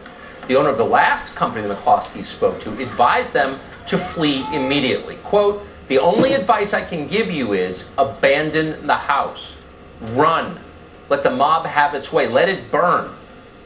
But the McCloskeys are not running. They have spent 32 years rebuilding their home, and they plan to defend it themselves. They have no choice. They are completely alone. No one will come to their aid. Their governor, Mike Parson, is a Republican. He's also a former sheriff. Parson could fix their problem immediately. Parson could send state troopers to St. Louis tonight to protect the McCloskeys. But he hasn't done that. Parson hasn't even picked up the phone to speak to them. He doesn't care, obviously. Nobody cares. About an hour ago, Mark McCloskey called us to tell us all of this. He was panicked, understandably. His wife sobbed in the background as we spoke. American citizens trapped in their home by a violent mob, knowing that something awful could happen to them very soon, totally undefended. This is your country. The mob is winning if things like this happen. So who is the mob exactly? They're not protesters. They're not civil rights activists. They are violent criminals. They are being used as a militia by the Democratic Party to seize power. That's the truth. But even that description is too imprecise. Most of these are Americans. They have faces, they have names. So who are they? No one in the media ever tells you. They don't want to talk about it. But tonight we're going to. Thanks to delayed but very welcome efforts by federal law enforcement, at least 128 people have now been charged for riot-related offenses. Many of them have been charged at the state level. We're going to bring you tonight pictures of a few of them. Authorities arrested 24-year-old Devin Montgomery on Tuesday on federal arson charges. Montgomery is accused of opening the door of an unmarked police car. To call what you're seeing right here in those numbers, in those facts on your screen, embers. That's the word they use. But it's not only false, it's also insulting to anyone who could read the data, or even more so, has lost someone they love to the disease or might be fighting it themselves now. Today, the president used similar words to gloss over what is the truth. Our health experts continue to address the temporary hotspots in certain cities and counties, and we're working very hard on that. Not embers in that case, he said temporary hotspots, but the fact is, it's more like a wildfire. In any case, the president says it is all going great. We have some areas where we're putting out the flames or the fires, and that's working out well. We're working very closely with governors, and I think it's working out very well. Sadly, that's both, again, false, but also a recurring theme. The president seems deliberately unwilling to learn or acknowledge how outbreaks grow, and has been from the start. When you have 15 people, and the 15 within a couple of days is going to be down to close to zero, that's a pretty good job we've done. That was on the 26th of February, and speaking of Minneapolis, 25-year-old Montez Terrell Lee of Rochester, Minnesota, is accused of burning down a pawn shop there during the riots. He was identified thanks to a video received anonymously at the Bureau of Alcohol, Tobacco, and Firearms. In that video, Lee says of the pawn shop, quote, "F this place, we're going to burn this effort down." Authorities say Lee's arson of the pawn shop was methodical. He poured flammable material throughout the entire store before torching it. Jessica White is also being charged for arson in the Twin Cities. She allegedly helped burn down an AutoZone in St. Paul. Because everything this year is irony, White's Facebook page says she studied, quote, violence prevention at Metropolitan State University in St. Paul. Brandon Wolf, 23, has been charged with participating in the destruction of the 3rd Police Precinct in Minneapolis. Wolf was arrested while trying to enter a home improvement store where he had worked previously as, irony again, a security guard. Wolf was wearing body armor and carrying a police baton. Both were allegedly stolen from the police precinct. In his apartment, police found a stolen pistol magazine and a drug overdose treatment kit. Wolf was homeschooled by his mother in Pensacola, Florida. His father told the Minneapolis Star-Tribune that his son, quote, has grandiose ideas, a lot of them, and zero common sense. His father added, quote, "I'm still proud of him. Whether he burned down the police station or not, he didn't hurt anyone, did he?" End quote. Jessica Taggart of Salt Lake City was participating in a BLM protest in Provo when a white SUV tried to pass through the area. A crowd swarmed around the car, and according to police, without provocation, Taggart drew a gun and fired twice into the car, nearly killing the driver. Taggart then hid his gun and went back to protesting as though nothing had happened. It appears Taggart went on Facebook afterward to defame the driver as a, quote, Nazi or white supremacist who ran over protesters. Hours later, he posted, quote, hashtag America 2020, no respect for other human beings blows my mind. We will overcome this together, exclamation point. Police have charged Taggart with attempted murder. And then there are the people who have been targeting our public art, our shared history, our heritage. Where they were writing, you know, once you were our beacon, you were what we wanted to emulate. We wanted to be America, and now all we can see is total American failure. We cannot believe it. You see essays like this in every single language around the world, in newspapers and magazines and in broadcasting. It's just a sense of, oh my gosh, how did America fail this deeply? How could this be? The leader of science, the leader of democracy, the leader of the free world, and the #1 economy. And it's the #1 complete failure when it comes to this pandemic. It's astonishing. And then we add salt to the wound when we say to the rest of the world, oh, by the way, we're not going to play nice in the sandbox either, because we're going to turn around and buy the entire supply of Gilead Remdesivir, the only drug out there that's been recently shown to be effective in reducing the length of time illness other than dexamethasone, and we're going to buy it all up so the rest of the world can't get any. And to the rest of the world, this is viewed as, once again, America saying, it's us versus all of you. We do what we want. Yeah. We're going to take the vaccine first. We're going to take the drugs first. To heck with the rest of you. In identifying the difference, I mean, it seems to me the sort of most clear-cut problem when you look at us and other countries that had bad outbreaks, right? So there's a whole category of countries that sort of avoided terrible outbreaks to begin with, which is great. That's what you want to do, right? But then there's the countries that had really bad outbreaks, and that's Italy, and that's Spain, and that's France. It seems to me the key difference is those countries basically kept things locked down long enough to get down to a possible suppression level to then do the kind of putting out the embers strategy that we never did. Like, we never really actually got it under control in a way that would allow that. And so when we opened back up, it was inevitable we would have this. Well, we didn't get it under control in the way that you're describing nationally, but New York, New Jersey, Connecticut, key states Northeast did, and made the proper sacrifices and got their epidemics under control. I think really, Chris, there's two key things. One, it's obviously your national leadership question, but it's also that every single European country you named has a national health system. And that means that they have always centralized data, centralized purchasing, centralized policy, so that it would be easy in Paris for Macron to turn to his health minister and say, what do you think we should do? And the health minister puts some scientists together and says, here's what we should do. And boom, it happens for the whole country. Here we have a completely fragmented response. I mean, just today, Representative Andy Biggs in Arizona called upon the White House to shut down the coronavirus task force and get rid of Tony Fauci and Deborah Birx. And you had, meanwhile, Andrew Cuomo saying, we've done a great job, but we're not going to allow the following states, big long list, to send any of their people our way because they have too much COVID.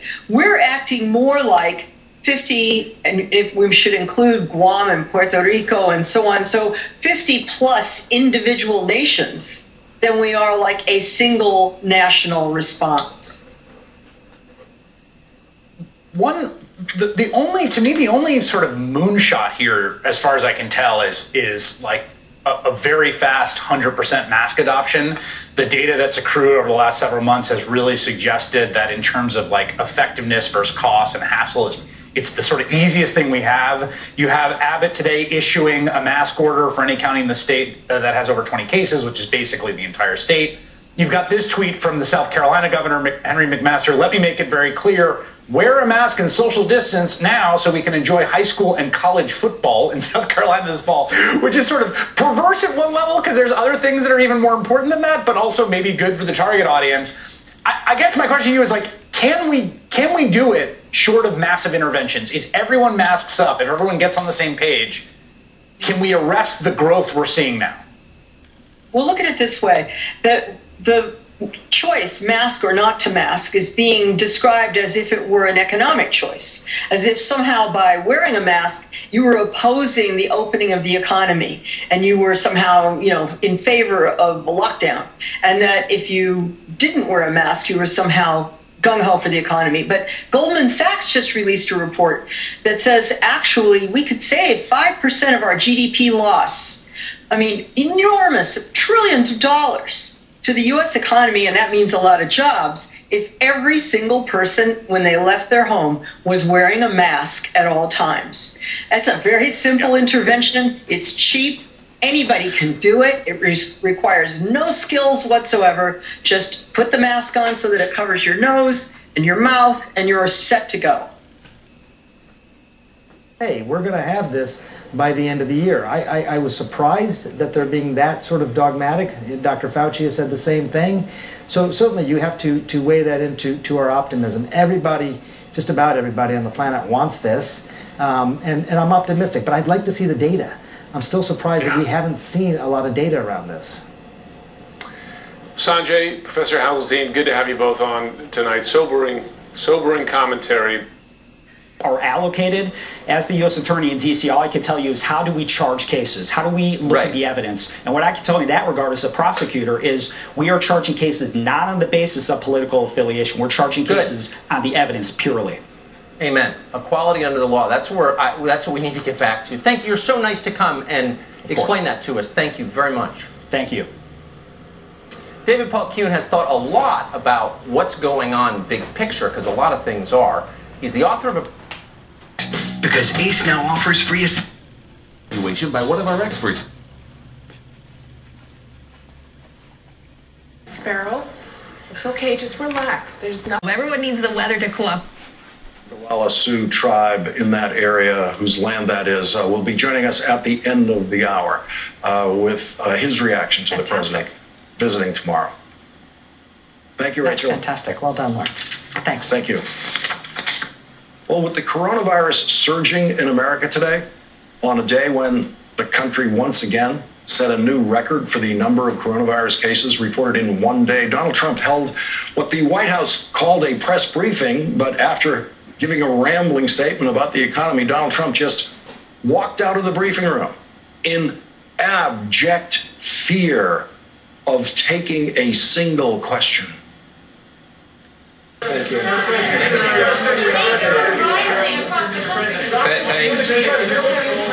Russian bounties in your PDB.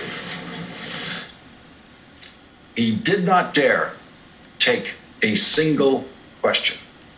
He was afraid of taking any questions about intelligence reports that Vladimir Putin, who Donald Trump has never once criticized, is paying the Taliban to kill American soldiers in Afghanistan. You heard that question about the president's daily brief being yelled at him as he walked out that door.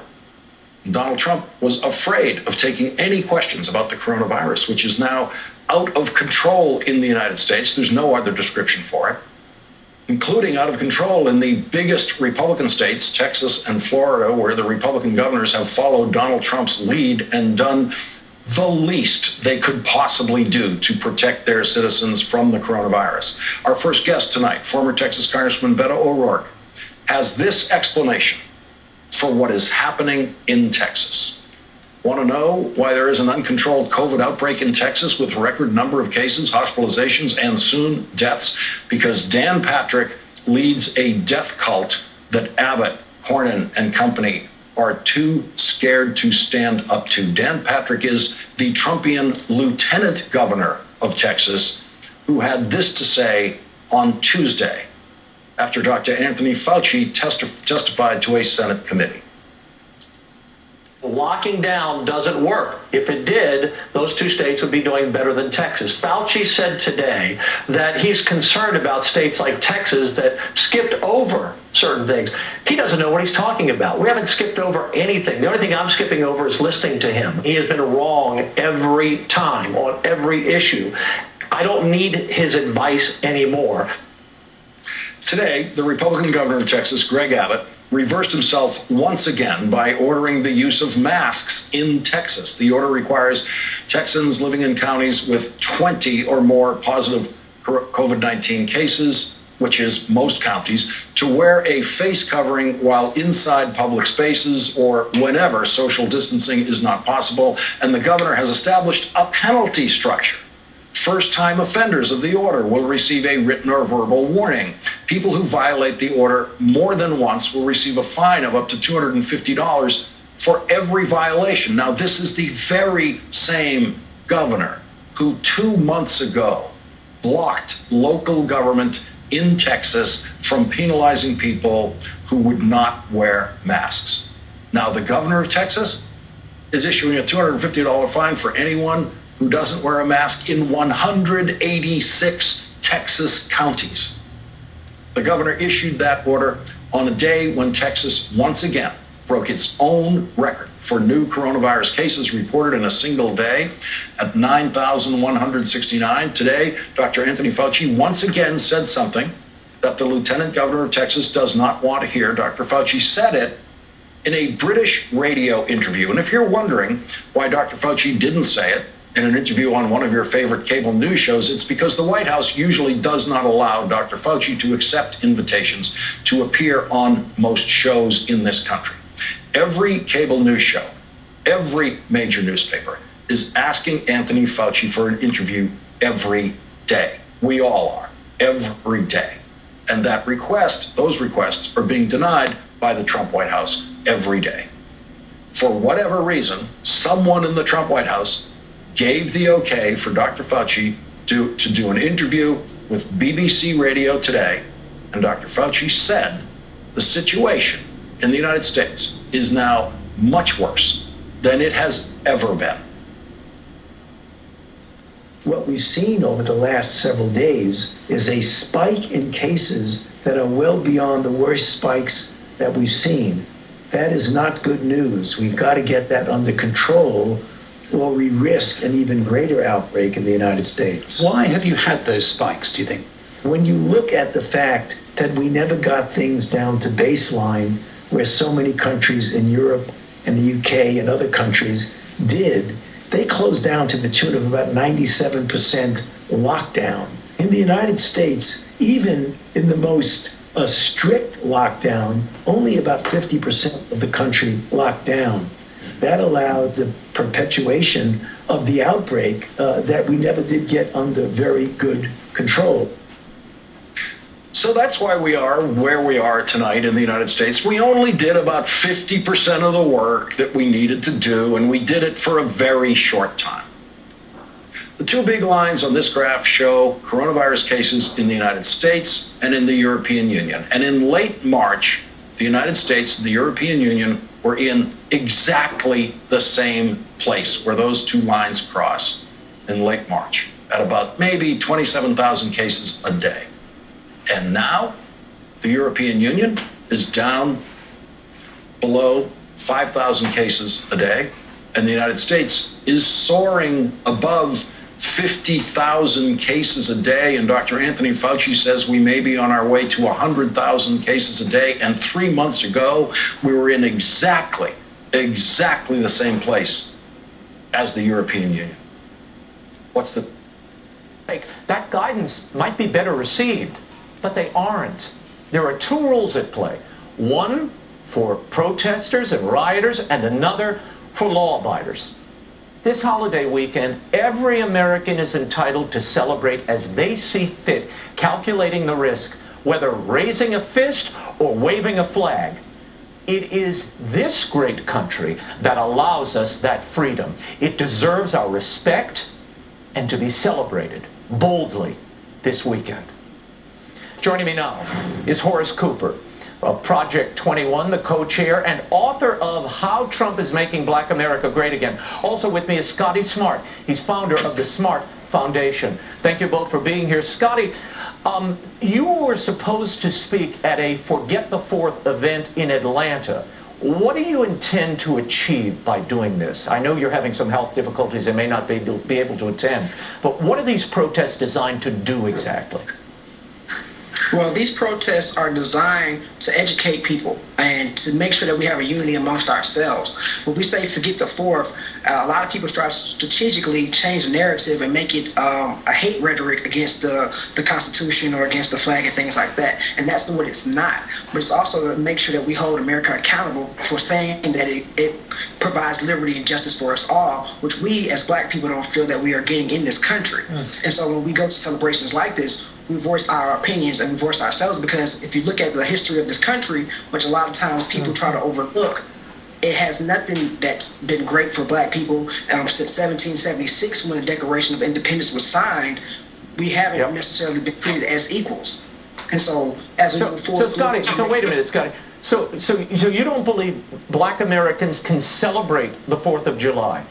Is that what you're saying? I mean, you're carving black America out of the 4th of July, or that's what you'd like to do? I'm not carving anyone out of anything. Anyone is free to celebrate however they would like to celebrate. What I'm saying is that we weren't free in our independence on the 4th of July when the Declaration of Independence was signed. So therefore, we aren't celebrating it. Or me personally. So anyone is able to... Go ahead. I gotta let Horace in this, Scotty. Horace, your reaction is July 4th not a holiday for black Americans, or one they shouldn't take part in? This is patent nonsense. First of all, black Americans, like white Americans, are going to be overwhelmingly on the roads this weekend. We're going to be setting a record of the number of people getting together with their loved ones to celebrate. Secondly, in 1776, there were thousands of free black men who joined in the fight to help secure liberty and freedom. It is an absolute insult to the sacrifice that those people made to say that we were not, quote, free. Some were free, some were not free. Now all are free. America has lived up to the model that it set up. This experiment has been remarkably successful, and this weekend is a time that we should all be coming together to celebrate that success. Scotty, what's wrong with that? I don't even think Horace could actually believe that what he's saying himself. So let's give Horace a history lesson about black Americans in this country, because he said in 1776 that we were free. But Horace, we weren't free until 1865. Is that not correct? No, he said some people were free. The 13th See, that's not true. You don't know your history. Stay away from eating the Tide Pods. Stay away from eating the Tide Pods and look at the history book, and what you will see is there are a number of black Americans throughout history who stood on the side of freedom and liberty. This celebration is for everyone who supports liberty. It is not for whites, it's not for blacks. Horace, I want to let Scotty get in here. Go ahead.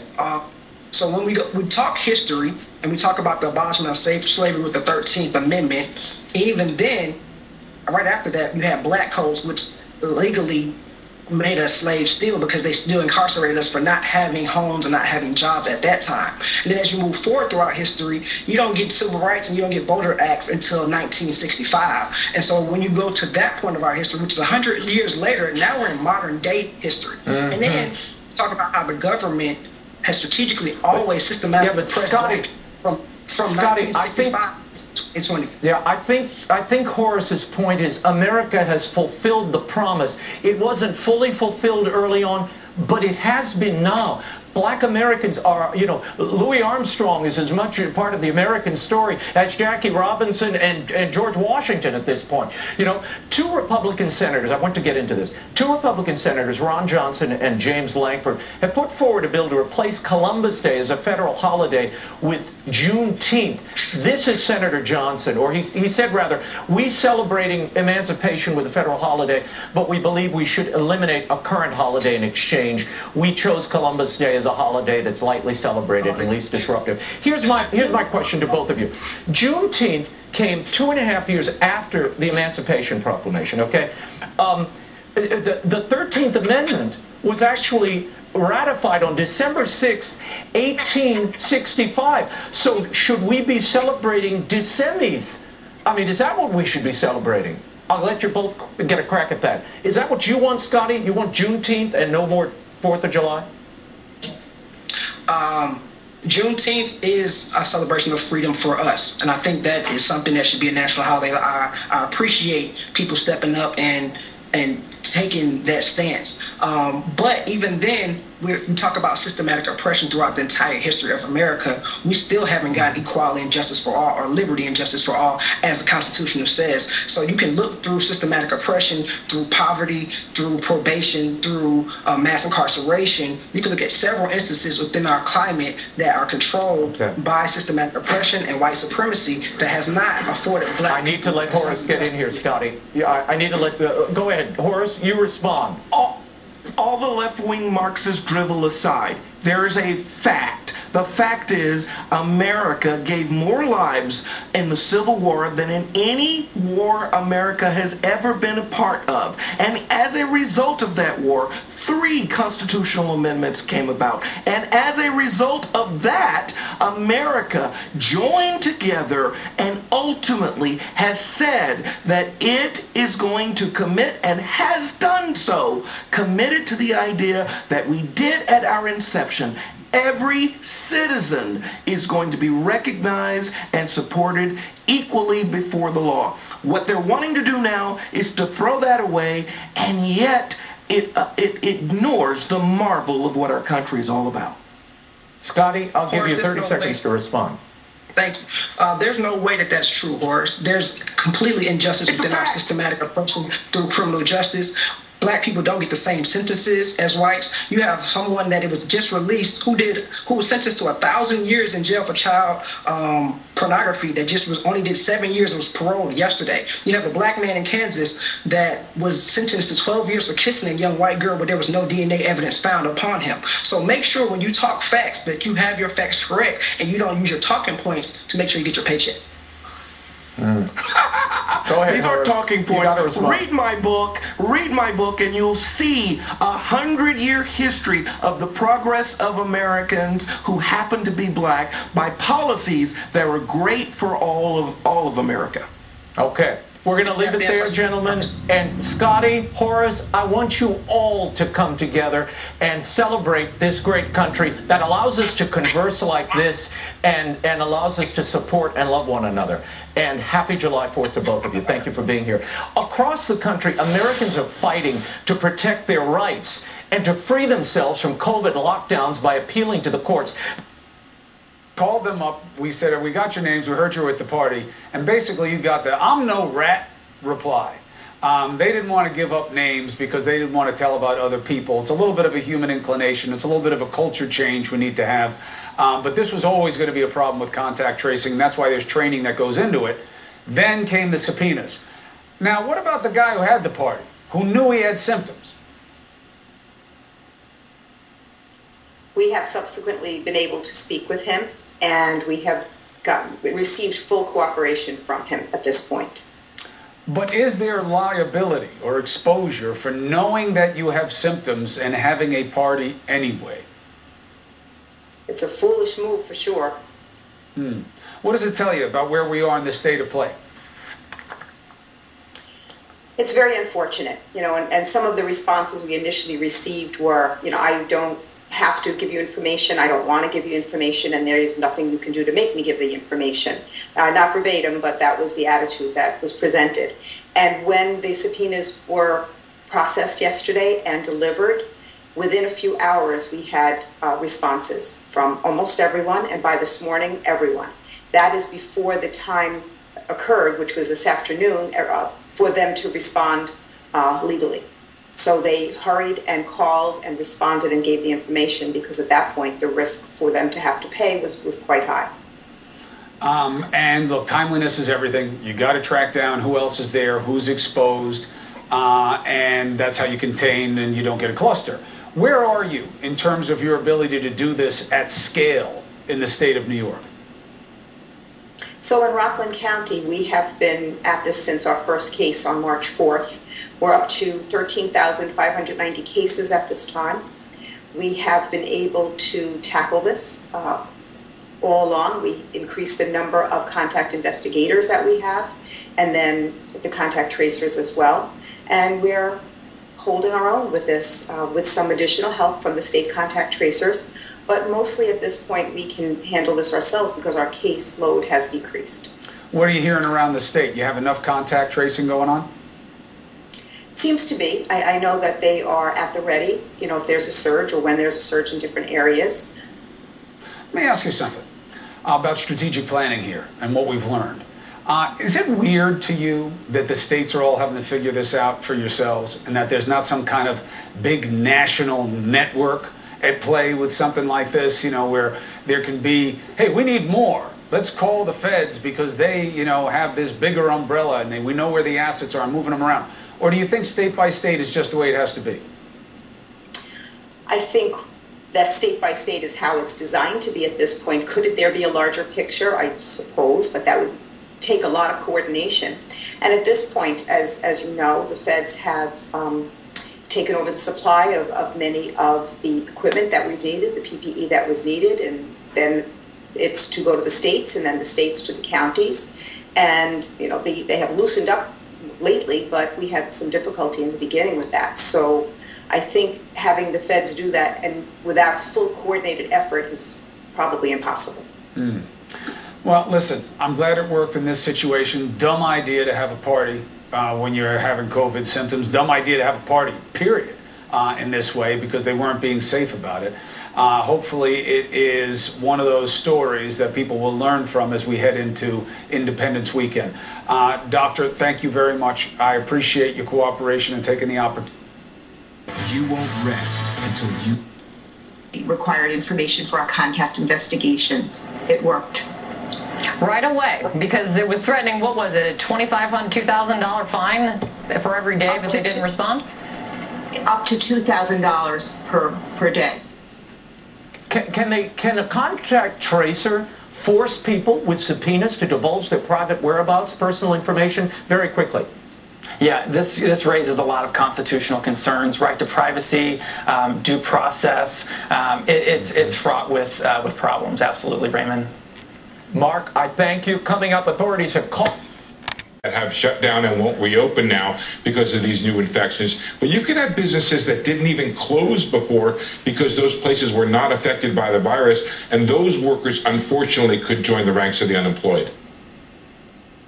Let's talk about the more important thing that people like you and I think about, and that is structurally what has happened to the job market. How much has been destroyed that won't come back when we return to some version of normal? The Congressional Budget Office talks about not getting back to these particularly low unemployment rates that we were at before coronavirus until 2030. That seems uniquely pessimistic. A lot of people are talking about 2 to 3 to 4 years. What does that look like, long-term return to normal? You know, the best forecasts I've seen have been like 2 or 3 years. I think that the CBO is extremely pessimistic in that regard. But what we're looking for, Ali, is something that economists are now calling scarring. In other words, we had a lot of people go on temporary layoff, a lot will come back. But for some of these places, the business may not be there anymore, the job may not be there anymore. On the plus side, there may be new jobs if people continue to get more stuff online rather than in retail stores. But some of those retail stores, they may never reopen. Some of the restaurants, they can't survive at 50% capacity until we go back to 100%. So there's going to be scarring in the economy, the extent of which I think the CBO may be too pessimistic, but the idea that we're going back to the way it was a couple months ago in short order is almost certainly too optimistic. Built with and for first responders. Sample just by text. Area Tech. And, you know, since probably 2010. Now the Birds open the season tomorrow night at the Cage, and it's sure going to be fun to see Sioux Falls native Logan Landon patrolling center field. He was in AAA last summer with a very talented Dodgers organization.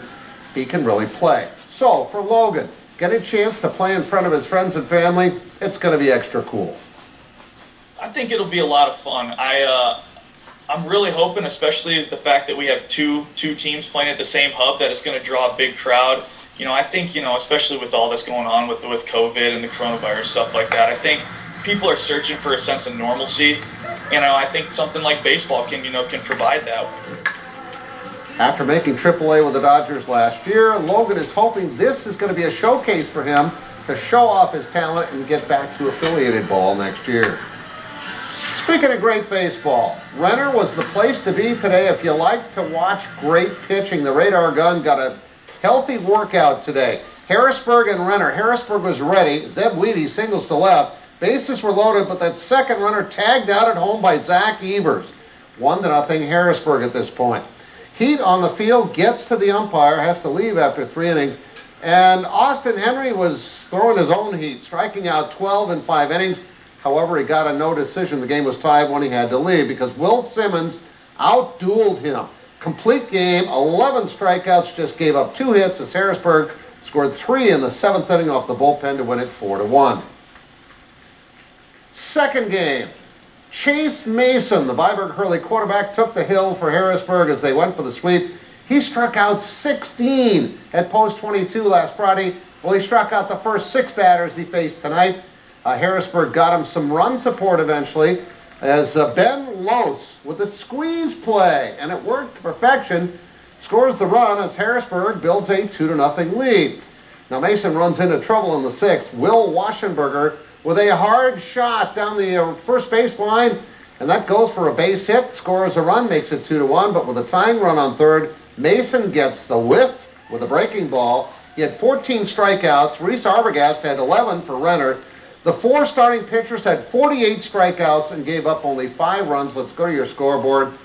Harrisburg takes both 2-1 and 4-1 in Legion Baseball, and the Twins lost again today in Stratomatic. They lost at Detroit, but in 3 weeks the regular season will start, and I won't give you simulated scores anymore. We'll be right back.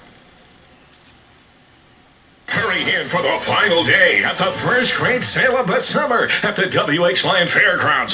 Shop over 2,800 vehicles all in one place. Credit less than perfect. Apply for credit pre-approval at BillionAuto.com. Then make the short drive to huge fairground savings. Compare 13 new car franchises and thousands of used vehicles starting at $29.90. Hurry, hit all ends tonight at 8 p.m. The first great sale of the summer at the WH Line Fairgrounds or BillionAuto.com. Hi, I'm Mike Schulte with Schulte Subaru. And weather. I'm meteorologist Scott Lunt. The exclusive sponsor of KELO.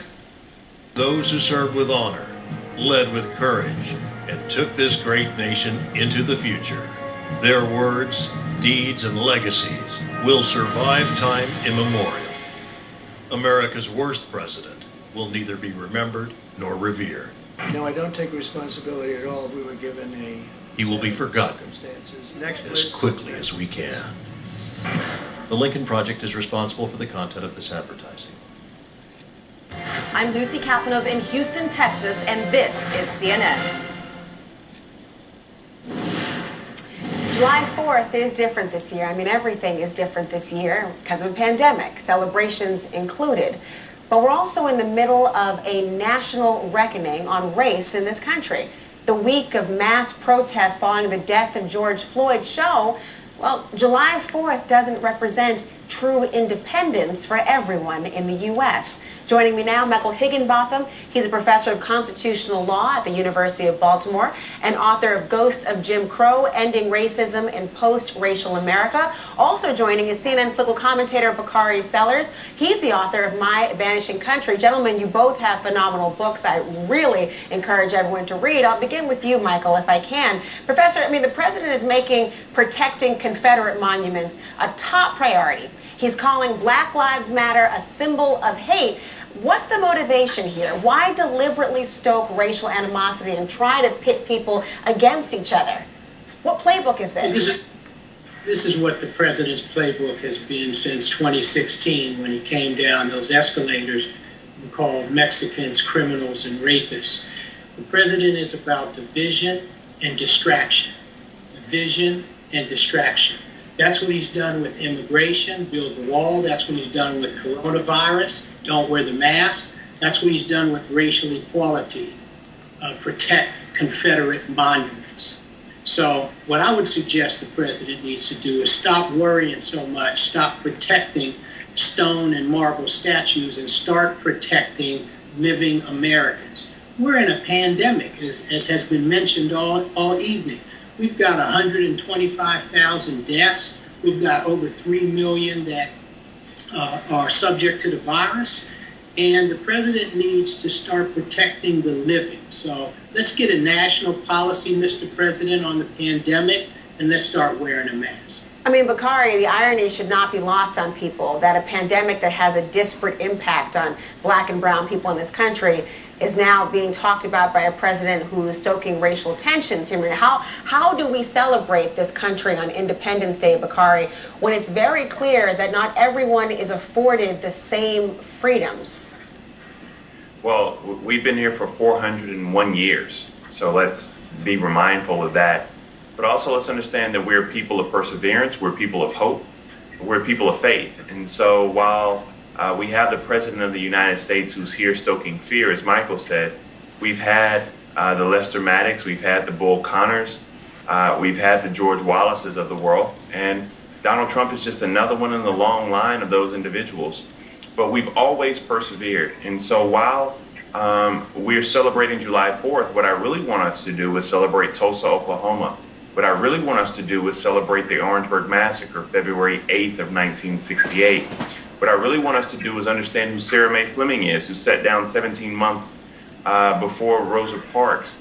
I want us to understand our true history as we celebrate this July 4th and get out of this Messiah complex. There's nobody coming to save us, but we do have the heroes, and we can stand up like we're seeing all across the country in every single state right now and create the change we want to see.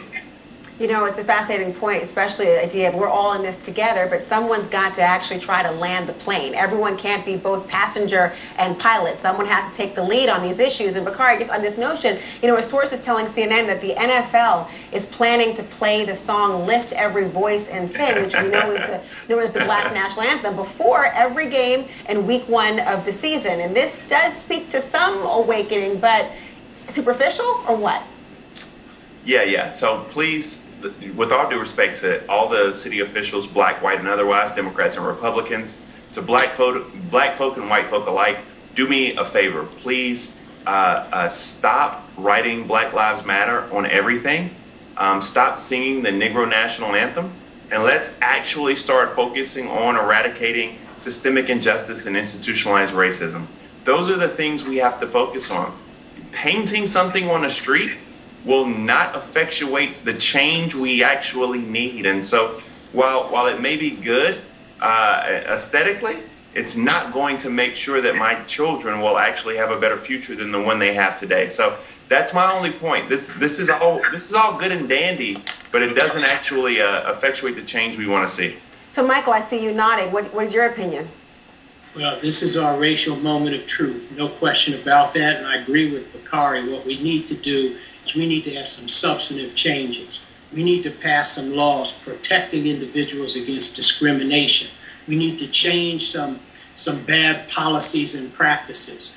We've got, tremendous disparities, not only in the criminal justice system, but across the board in education, in economics, in healthcare. And COVID-19 has highlighted these disparities.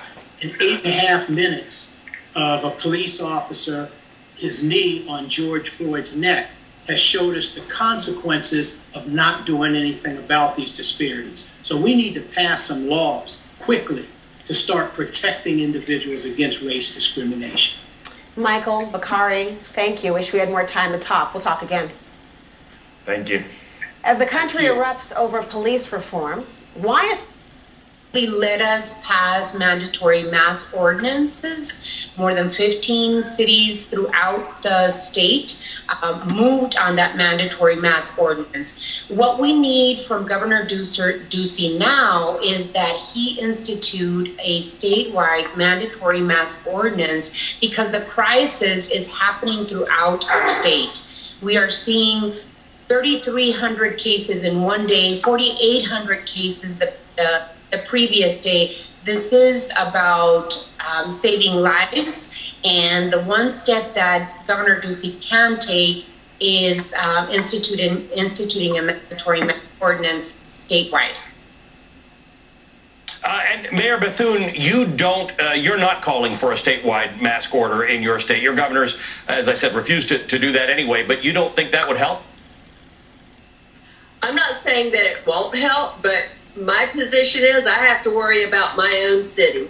And Myrtle Beach is a very popular vacation destination. We have people from all over the world who come here.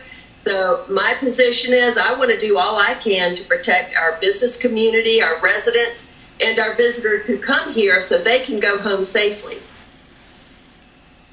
I mean, that's aspirational, and I share your hope that happens, but do you think enough is happening? I was looking at your list of rules for who doesn't have to wear a mask, and it seems like all sorts of people don't need to wear a mask. If you're exercising outside, if you're on a beach, all sorts. It doesn't seem particularly rigid, and to your point, unlike Mayor Romero of Tucson, you are going to see an influx of people from all over this country in the next couple of days. You probably already have.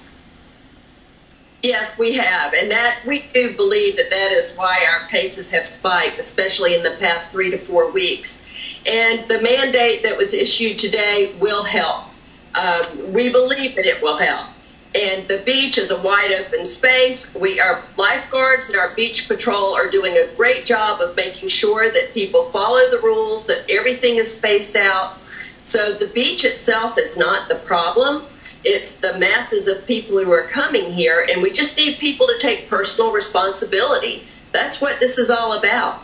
And the virus is going to be here for a long time, and we all have to live differently. And unfortunately, this is something that we have to get used to right now. Mayors, thank you very much for joining us. Regina Romero is the mayor. Pray.com is the #1 app for daily prayer and bedtime. World Tour movie Justin Timberlake is here. We also have Russell Wilson, superstar quarterback, and Ciara, superstar singer, on the show, and music by the Avett Brothers. In polls and everything. That's why they're in the streets. They're celebrating how much they love me. And I'm joining the party by tossing them a 6-pack of love gas. Those are just tears of joy.